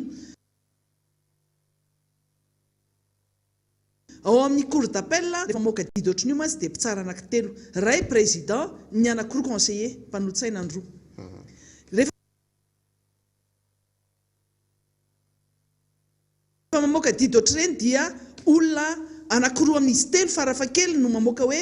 zao ny didy avoakantsika, fa reo mpitsara reo mino a,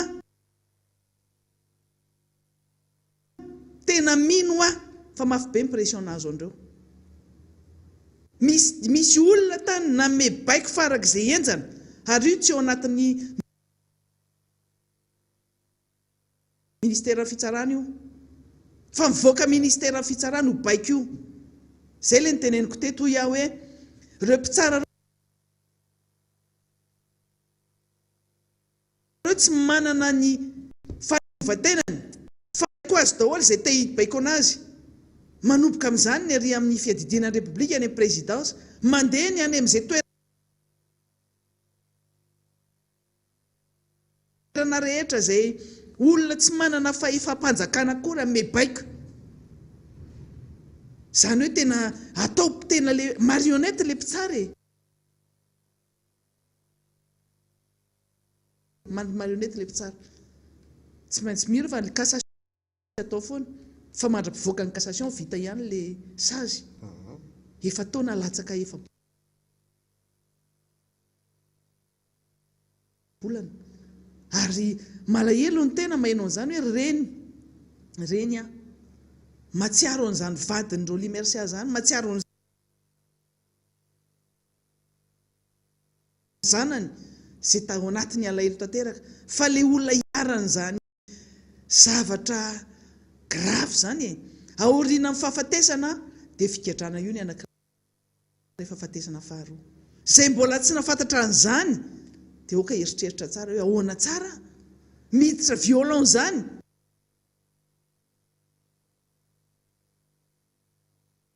Efa resaka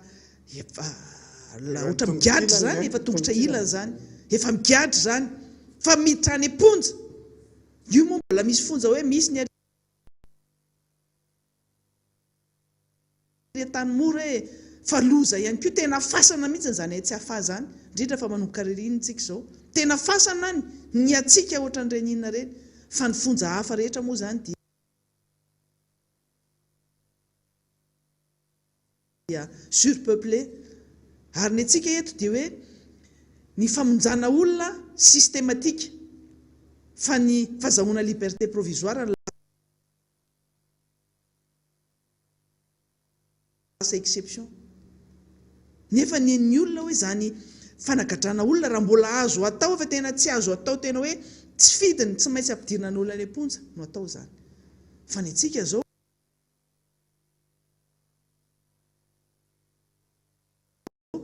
tena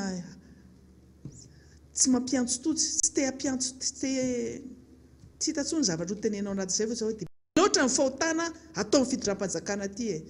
mila tena fanafana mila anaovana tena asa tena matanjaka be mihitsy fa miady amin'ny devoly zany eto amin'ity firenena ity saina devoly zany mieritreritra ny zavatra ny teneniko tamin'ny roa andro lasa tamin'izay atetiny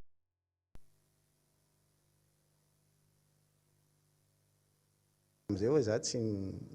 niteny mihitsy fa androany hiaro ny Henri Laurent Radjason arovako izy be da be ny tantara ny ainana teo amin'ny fiainana naveriko tsara mihitsy zavatra zay ary nitsindriko tany amin'ny farany hoe raha le zavatra hanenjehana ny Henri Laurent Radjason dire au Limercia dia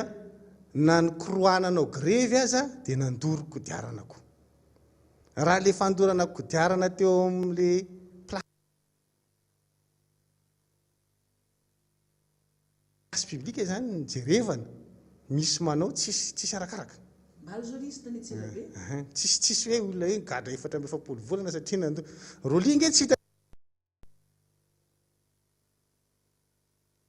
nandoro an'le izy teo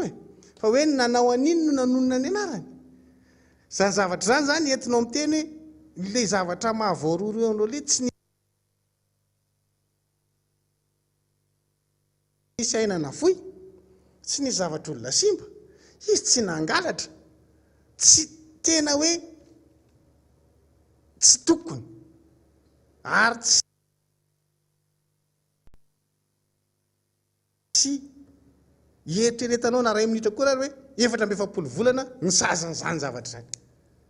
mbola miampy an'ilay taratasy nataony le nitazona azy efa manala hoe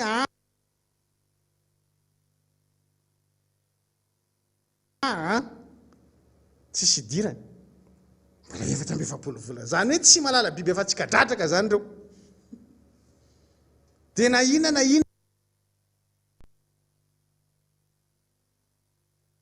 dia nitenena zany dia hoe adoboy roly dia zay roly mihitsy ny problème dia roly mila midoboka zay ny mila eno avoaka anareo fitsarana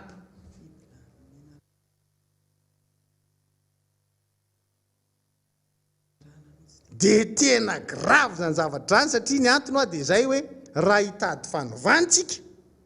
dia mila miainga amin'olona mahaneritreritra anao fanovana nisy ny fanovana ary tsy nanenenako mihitsy amin'ny zavatra misy ataon'ny fitondram-panjakana amin'izao fotoana izao ny nijoroako tamin'ny hevitro hoe za dia mialatsiny aminao Andriamatoa Andry Rajoelina fa tsy zay ombanao ka ombako fa matoana dia anisany Andry Rajoelina voalahy izy ake hitatsika izao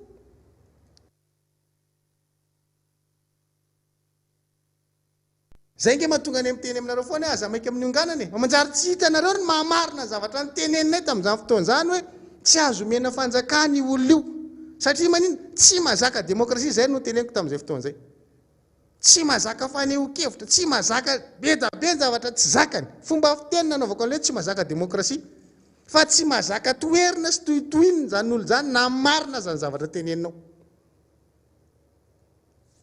zay le zavatra mitranga androany ny olona tsy refesy mandidy dia tsy mahazaka tohinina nefa za moa misy karazan'olona mihitsy faritany rehefa re olona tsy mahazaka tohina reny lazainy fa hoe narsisika fa ny olona manana an'izay toetra na narsisy zay zany aminy dia tsy azonao atao nininona mihitsy fa na dia fijeriny fotsiny ary dia fa hafa tsy mitovy amin'ny fijerin'olona rehetra manahirana le izy ka zay zavatra zay le mahatonga antsika metraka hoe raha tsy miainotsika tsy mijeritsika fa taitra ambony ihany dia tsy mahafantatra hoe inona marina moa no mahatonga andry maître ianitra ry delona kely manakihana foana zany atao hoe andro rajoely zany dia zay mihitsy le tiana hitanareo hoe jereo aloha ny ataony dia ino anay nareo rehefa aveo hoe tsy diso amin'ny famakafakany zay ary ny zavatra rehetra ny tenenanareo hatramin'izay dia mitombona avokoa mody lazaina fa 4 volana 3 taona sy 9 volana zany dia amina zavatra ohatr' izany ve nigadranao 3 taona sy 9 volana ny olona tena nangalatra ary na zaina fa nanodikodina zao tatsy e nanodikodina zao tary e efa mandeha hitanao any efa mivoaka zao fitondram-panjakana zao mbola ohatr'izao io efa lazaina fa nanodikodina santy maiza raha fipitsarana akoatra ny eto Madagasikara dia mba antanina hoe mampigadra 3 taona sy 9 volana ve ty raha ty 3 taona sy 9 volana imezan'ny olontsika hoe izy koa mba mpitsara namoaka ny tony sazy to mampalahelo zavatra fa dia zay zany zavatra olovaintsika eto zay ny fandovany eto anao kolotsaina na valy faty ve zany tsika eto amin'ity firenena ity manahirana satria ianareo raha tsy toetra manao valy faty dia amina zavatra tsisy dikany ohatr' zany aleko lavitra mbola nieritreritra tamin'ny fitondran'ny amiral Didier Ratsiraka mbola mahay mampijabaka mampanao atota taratasy tsy misy antoka mpanao politika dia iny aka ianao nanao chèque sans provision dia zay ny anadoboana anazy nefa fa le ampidoboka an'ilay olona mihitsy ny tanjana fa mba varavaratsy mbola mba misy mikimaky hitanao hoe hito e fitianareo ty tena tsy izy mihitsy tena tsy araka ny tokony ho izy mihitsy mba mila fahamendrehana le mitondra fa io moa zany dia mbola manaporofo anareo ihany fa nareo tsy nanao sekolelady dia ireny zavatra ataonareo dia faly ankesanareo any rehatra mihitsy rolia ka satria rolia zao asadiny fa rolia mpanao gazety manao investigation fa tamin'izy nilainareo anoana anareo tsara rolia ozy izy le namako anankiray tsy tononika jery anara mpanao gazety izy fa maly tamin'ny namana zay tamin'izay dia ozy izy androany aho izy izy rehefa nanareo problema dia raha zay nareo hoe lahy be teny ratsy koa na izy nareo ana tsy ary mbola ka tsy ny teny ratsy fa rehefa misy problema androany dia izy nareo hoe esory le riva be teny ratsy mariny azy tamin'izany satria le namana tena mirarakopana mihitsy io verbe io fa rehefa manana problema amin'le namana dia lazaina fa lahy be teny ratsy dia zay mihitsy tsy mety amin'ny laty inge fa tsy nilainao tsony izy dia hainao no miteny zany fa tamin'izy nilainao tsy hainao zany fa za dia avero nya dia apetrako foana na kolotsaina eto afovoantany zany na tsy kolotsaina eto fa ho any any atsisiny izy dia kolotsaina matevina be io viliany arahana ninana io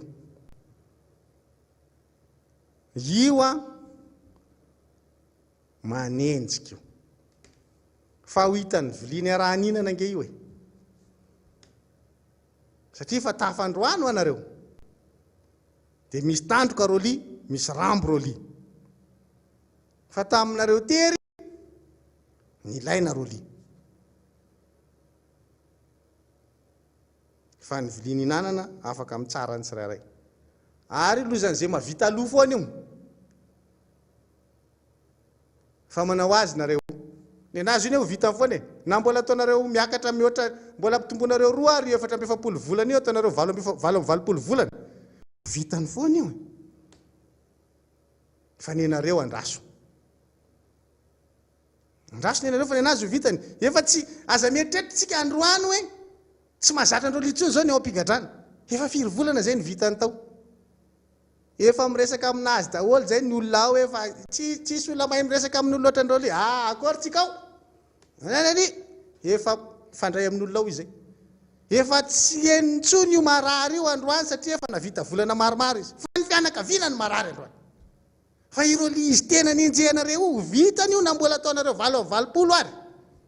satria efa ao izy efa miaina an'izay izy fa niainanareo nenareo eritrereto niainanareo nenareo fa nenazy vitany ny fianakaviana marary zany satria anao mieritreritra ny vadinao ny dadanao ny anadanao any amponja amin'izao vanim-potoana ny covid mampatahotra io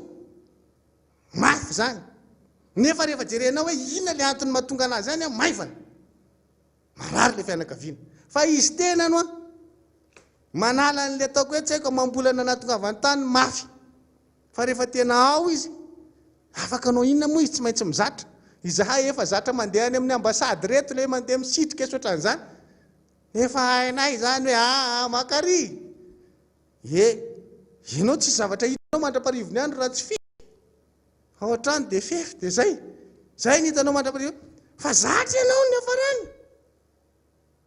fa ny anareo eritrereto fa ny an'olona vitany ihany satria efa ampitafianareo anazy le izy androany ka tonga na zay tsy nahazo ndray vero izy verina moramora fa any apotsy miloka za tsy mino hoe manozona anareo raha nefa hoentiny ambavaka nareo ary n'olona gadrainareo amin'ny tsirariny rehetrarehetra tsisy anozona anareo fa hitondra anareo ambavaka mino an'izany fa ny anareo no andraso de hitantsika eo fa ny zavatra ohatran'izany no nisy teto amin'ny firenena teto ary zay nanao an'izany tsy mitondra soa anazy ka mila makalesona amin'ity firenentsika ity ny mahafinaritra anazy dia tamin'ny fampelezan-kevitry ny candidat Taïf Alasokarazana Erozora Zafimaleo tamin'izany fotoan'izany no antokana candidat fampelezan-kevitra hoe ny tsy ho ataoko zany hoe ny olona rehetra zany rehefa fampelezan-kevitra dia ho ataoko zao ho ataoko ry fa ny anazy izy rery no teny hoe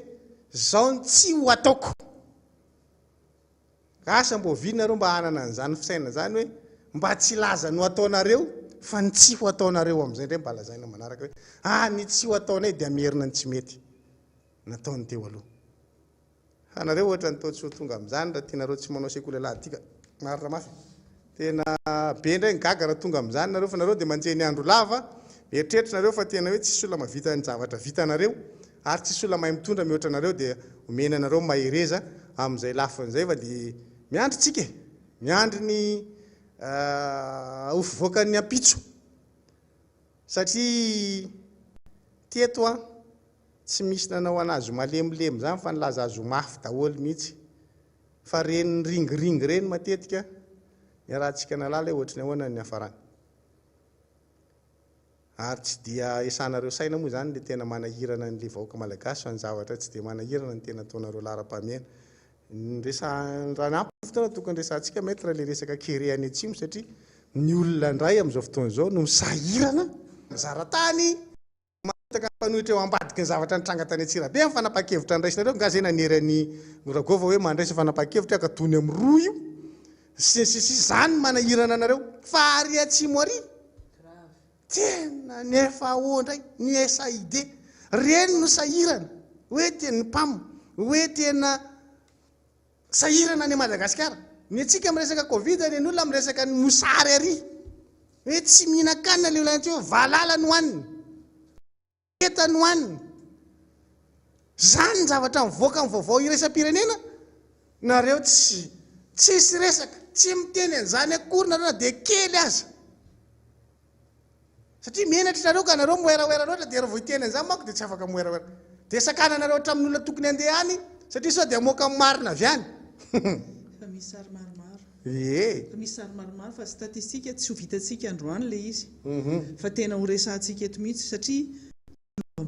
distrika misy ao anatin'le misy an'le toerana tena mampiorokoditra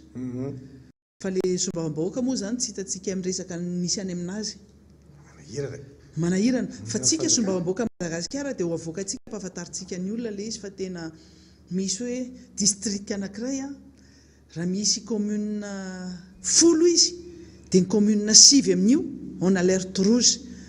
rehefa hoe menamena ohatra nyity zavatra anaovantsika ity zany le izy dia azontsika tsaina 9 sur 10 commune tena en alerte rouge ary ny tena mampalahelo io moa zany tena hoe famonjen'ny PTF tena hoe io ny fanomezan-tanana tena hoe mila vonjena farany aingana fa marefo dia ny zaza enim-bolana ka hatramin'ny 5 taona enim-bolana ka hatramin'ny 5 taona zany fa tena raha ny olona rehetra zany mihoatra ny hoe zaza 5 taona no miakatra dia mbola miorina ny hodidohanao zany mahita an'ilay izy hoe mbola misy ohatr'izany ety Madagasikara. Fa rehefa mijery ilay fitotram-panjakana ianao dia manan-karembe ilay Madagasikara mahita an'ilay mpitondra fanjakana rehetra miteny, miresaka, ny zavatra rentirentiny, dia ohatrany hoe tsy misy an'izany eto Madagasikara fa tena planeta hafa mihitsy misy an'zareo. Zareo zany tena any amin'ny planète Mars na planète tsy fantatro. Hoe tsy misy afa-tsy zareo dia planète Mars moa zany mbola tsy azo iainana fa planète tsy fantatro ny tenenina petrahan'zareo. Fa adiny tanteraka hoe misy olona mila vonjena ary ny avy any ivelany no manampy an'ireo olona reo. Fa tsy problema an'ilay fitondram-panjakana zany. Tamin'ny andron'ny Rajoelina Romampianina avy ny orana tany atsimo tamin'izay fotoana izay nakany ny président Rajoelina Romampianina le andro natokavany mihitsy ny avy ny orana tany Ambovombe. Fa ny PTF efa manombana hoe ho tratry ny haintany le faritra atsimo io zany le teneny io le Tsiombe, Ambovombe, Ampany. Efa nalefa zany le izy hoe efa mialarme anao zany izy hoe ho tratran'ny haintany io any amin'ny andron'ny président Rajoelina Romampianina. Dia iny no natonga an'le FSS tamin'izay fotoana zay. Iny moa le resahako foana io hoe tsisy fampahafantarana antsika mihitsy hoe na akaiza io ny anatsimo sa ny anavaratra voly io. Fa rehetra moa miedinedina raha vao misy décaissement dia lasa izy hoe teto faritra sy tadidio fa isaky ny avy manao déblocage na voly ny fitondram-panjakana malagasy dia mitety faritra io président io. Dia terareo hoe nanao décaissement anao $1 million io izy io fa manomboka ho any ananina ho ary ananina mity sestany apetrakintsika zany aloha le baraingo amin'izay hoe ahoana fandehaniny. Fa tiako tenenina hoe nandritra ny tondrany ny président Rajoelina Romampianina dia nipetraka tsara zany le vonjy le aratinaina ho an'le fianakaviana sahirana dia tsy hitanao mihitsy zany hoanohanana io satria nanaraka tsara izy le zavatra napetraky ny PTF hoe misy an'izao amin'reto faritra reto dia nanaja an'izay izy. Fa tonga amin'ity oeraoeramaniny ity tsy nahazo an'izay izy tary aloha tary dia veriny fa tsy mipetraka zany ny fanamarena ny entin'ny PTF satria tsy tamin'ny andro nitondrany ka izy rehefa tsy mitondra mety zavatra hafa tokony lamody fa tsy manaraka ny raha-pirenena izy. Dia hoe ina indray zao ny lamody mandeha slim le kiraro fotsifotsy sy maintimainty palitao fotsifotsy ambony ampany mety zay zao ny zavatra dire fa tsy mieritreritra inona ny kamo Madagasikara ohatra ny ataontsika zao tsika zao hoe tsy mitondra fa ny kamo Madagasikara rehetra na FMI na Banque mondiale na ina PTF miaratsika ina ny Union européenne ina daholo ny zavatra mandeha ohatra antsika amin'izay zany miresaka an'izao ny PAM manaraka an'izay tsika zao zay ny USAID tsy matory zany tsika manoloana ny document Madagasikara mamaky an'izany manaraka an'izany mijery an'izany.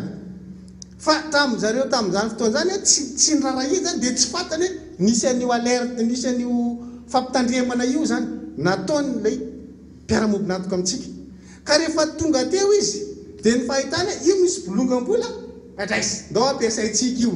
zay mamahy anazy hoe le bolongambola fa tsy fantany io bolongambola io misy antony mampisy an'io eo dia mba tsy hatonga nyty faritra atsimo ity ho anday ilay kere io nefa hoeti manana efa misy tonga dia azonao raisina $90 millions betsaka zany ho an'ny faritra atsimo. Ny Rajoelina Romampianina $75 millions nahafahany tsy nampisy ny kere ny anao $90 millions manomboka amin'ny 2019 fitondrano fa nisy le kere dia zay zavatra zay no ataontsika hoe lay fitohizany raha-panjakana tsy adala n'olona miteny an'izany hoe continuité de l'État misy dikan'izany ianao le mitondra zany mila mahay an'izay hoe inavy no vitany teo aloha taiza izy no nijanona manahoany io tetikasy io mitohy makaiza fa tsy hoe aiza daholo ny ministère misy vola itsy bon zao ny anaovantsika an'ity zao ny anaovantsika andria zao ny anaovantsika andria tsakitsaky voilà izy ake mitranga amin'izay le izy tsy manana vahaolana ianao sady tsy mahasamy resaka an'le izy no tsy makany ny olona ho any sakana anao avelao ny olona andeha hijery an'le izy aloha ny olona hiasa anampy anao fa ny olona any amin'ny fahita lavitra resam-pirenena no miresaka amin'ny Madagasikara hoe mihinam-balala ny any atsimo mihinan-draketa ny any atsimo dia jereo zao fa ampitsanganana indray solombavam-bahoaka anjareo any atsimo mitenenina izany député hoe tsisy an'izany aty na hoe voafehy fanjakana zany jereo fa ho avy zay zavatra zay na le ragovo ho hitantsika eo zay fa ho hitantsika eto amin'ny herinandro iny satria document officiel le izy amin'ireo partenaire tsy afeny tsy azo afenina zany zany UNICEF zany tsy manaonao foana zany ZAMPAM zany tsy manaonao foana zany ireo partenaire rehetra zay manampy ireo zany no tena tsy mandry andro tsy mandry alina ny elanelan'ny décalage horaire zany entre ny Madagasikara sy any firenena ohatra États-Unis ohatra ny tsika amin'ny atoandro zao zareo mety amin'ny andro alina zao any fa tsy mitsahatra ireo olona reo miresaka amin'izay tompona andraikitra tia Madagasikara fa ny eto Madagasikara indray ny malailay ho ampiana zany ke tena hoe tena le ratsy toetra tsy ara-tsy mpanahy zany zareo manana fitaratra fa ny fitaratra ananany zareo dia le mahabe loha be ireny lasa ngeza be ny loha rehefa mijery an'ilay izy dia mibotsina arak'izay koa ny fomba fisainany zareo fa tena manao tsinitsinina n'ilay malagasy hoe olona tena tsy vonona ny tondra misy vaovao anankiray afaka zaraintsika ihany koa satria resaka fitsarana resantsika teo tamin'ny 2009 reny be dia be ny orinasa na ny fanjakana moa zany na tsy amin'ny fanjakana zay tena zay nyrobaina dia be dia be ny zone franche tratran'ireny anisan'izany Pôlo Garment io zone franche io anisan'ny tena nampidi-bola vahiny teto Madagasikara nampiditra piasa marobe nanafatra nandefa zany akanjo tena nanana réputation tena farantsara zany fa nampidi-bola ho an'ilay malagasy ihany koa izy amin'ny alalany reto piasa zay niasa tao aminazy mipotehana tamin'ireny fotoana ny 2009 reny voaroba dia tamin'ny fotoanandro moa zany nanana assurance izy tamin'ny havana dia nangataka hoe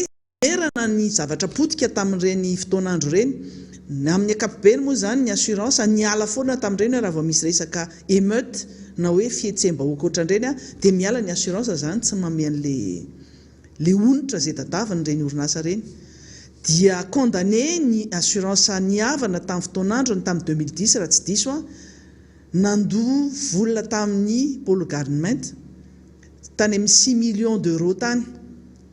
dia i Andry Rajoelina no président ny tetezamita tamin'ireny tamin'ny HT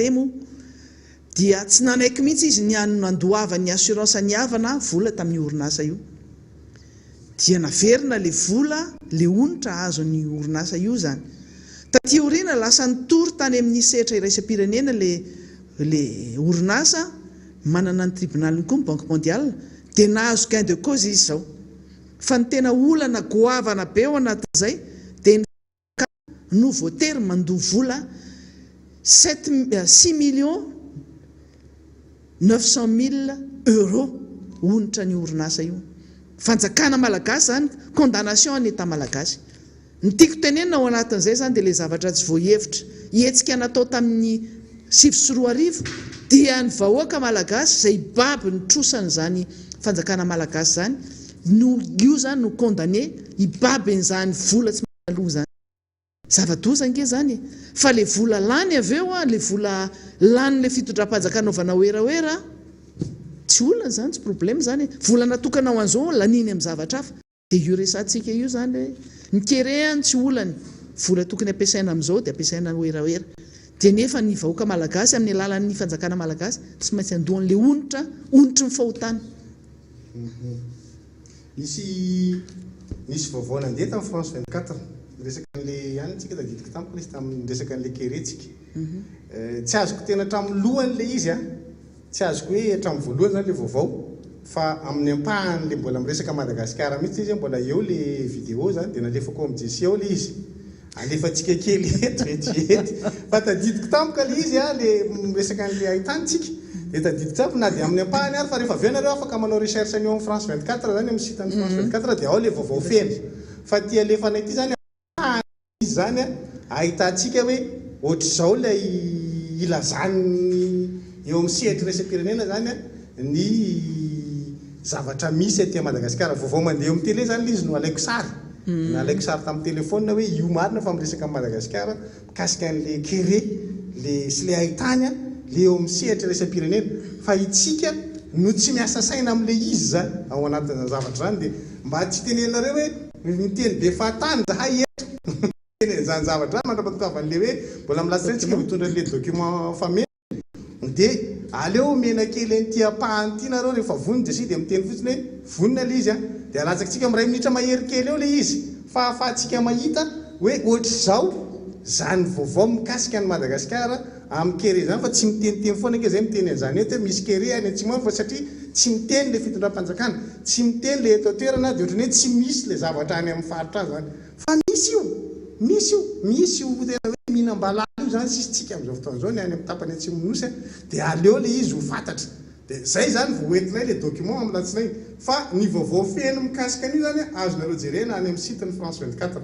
fa ty apahan'ity zany hitako hoe io izy fa resaka Madagasikara dia tonga dia niraisiko tampoka le izy zany niraisiko nataoko vidéo tamin'ny telefona dia mino fa ahafahantsika manana an'le idée zay hoe zany marina ke zany ny aina eto amin'ity Madagasikara ty mahatonga ana amin'ny teny hoe tena boka vintany manjakana rehetra mitranga io dia nanomboka izy tonga teo amin'ny fitondrana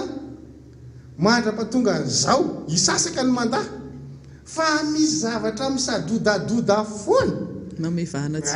dia zeny any zany zavatra na voananomboka ty miara-monina izy ty tsy mba hoe zavatra ny forononay ny zavatra ndresana tety inona zany lo hevitra hoentsika fa voananomboka dia fa 73 kilo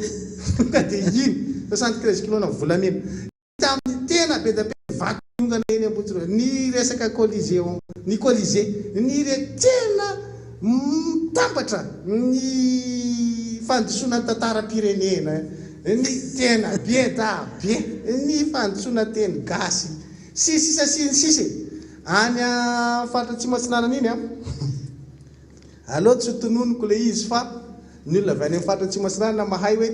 misy karazana voamaly mihitsy any resaka tamin'le namana tamin'izy ity hoe misy karazan'ombo izy any aminay any somary fotsifotsy misy maintimainty zay le omby haiko le anaran'le omby fa tsy te hita matsinanana any mety raha vao manana ny omby io na zany ka ampidirina ao ambany le lokony volon'omby zany be da be misy menamena vangamainty sisisy fa io volon'omby io zany misy fanonana ny anarany mihitsy ohatra hoe XYZ zany zay io volon'omby io raha ovy volon'omby io ny ataonao ambany dia misy loza mitranga foana ary manimba zavatra be da be io omby io raha hoe entinao asiana atao mitarika asa ina mangadin'omby asa iny tsara tsy voafehy mihitsy fa miripatra izy tena zay mihitsy zany ny ohatra azo lazaina amin'ny zava-misy amin'izao fotoan'izao hoe tafidy omby io ao ambala zany amin'izao fotoan'izao dia tsisy zavatra mandeha amin'izay loana ny olona avy any tsy matsara tonga dia mahay hoe inona zany omby tiako tenenina zany fa totombitana mihitsy zany tena grave anao vao manana an'izay omby zay zany anao ka niditra ao anatin'ny valana manana omby 2 anao zany ka nisy an'io anankiray io niditra ao problème mitranga amin'le zavatra mitranga satria manimba zavatra mihitsy io zany raha vao ary izy nefa izy le omby anankiray tsy azonao ataony inona mihitsy tsy voadresinao zany iny hoe ataonao mitarika gadin'omby izy dia eny izy mijoro eny foana fa izy dia tena zany tonga dia potika daholo dia ohatr'izay mihitsy zany ny ohatra azo raisina amin'ny zava-misy efa vonona le sary ozy desia ray minitra mahery kely eo andao rahantsika aloha ty ahafantarantsika hoe ohatr'izao le hoe manao ataontsika hoe efa mampafantatra an'izao tontolo zao zany ny eo amin'ny sehatra isam-pirenena fa tratriny ahitany Madagasikara kere any Madagasikara any amin'ny tapany Atsimo nosy ndao any.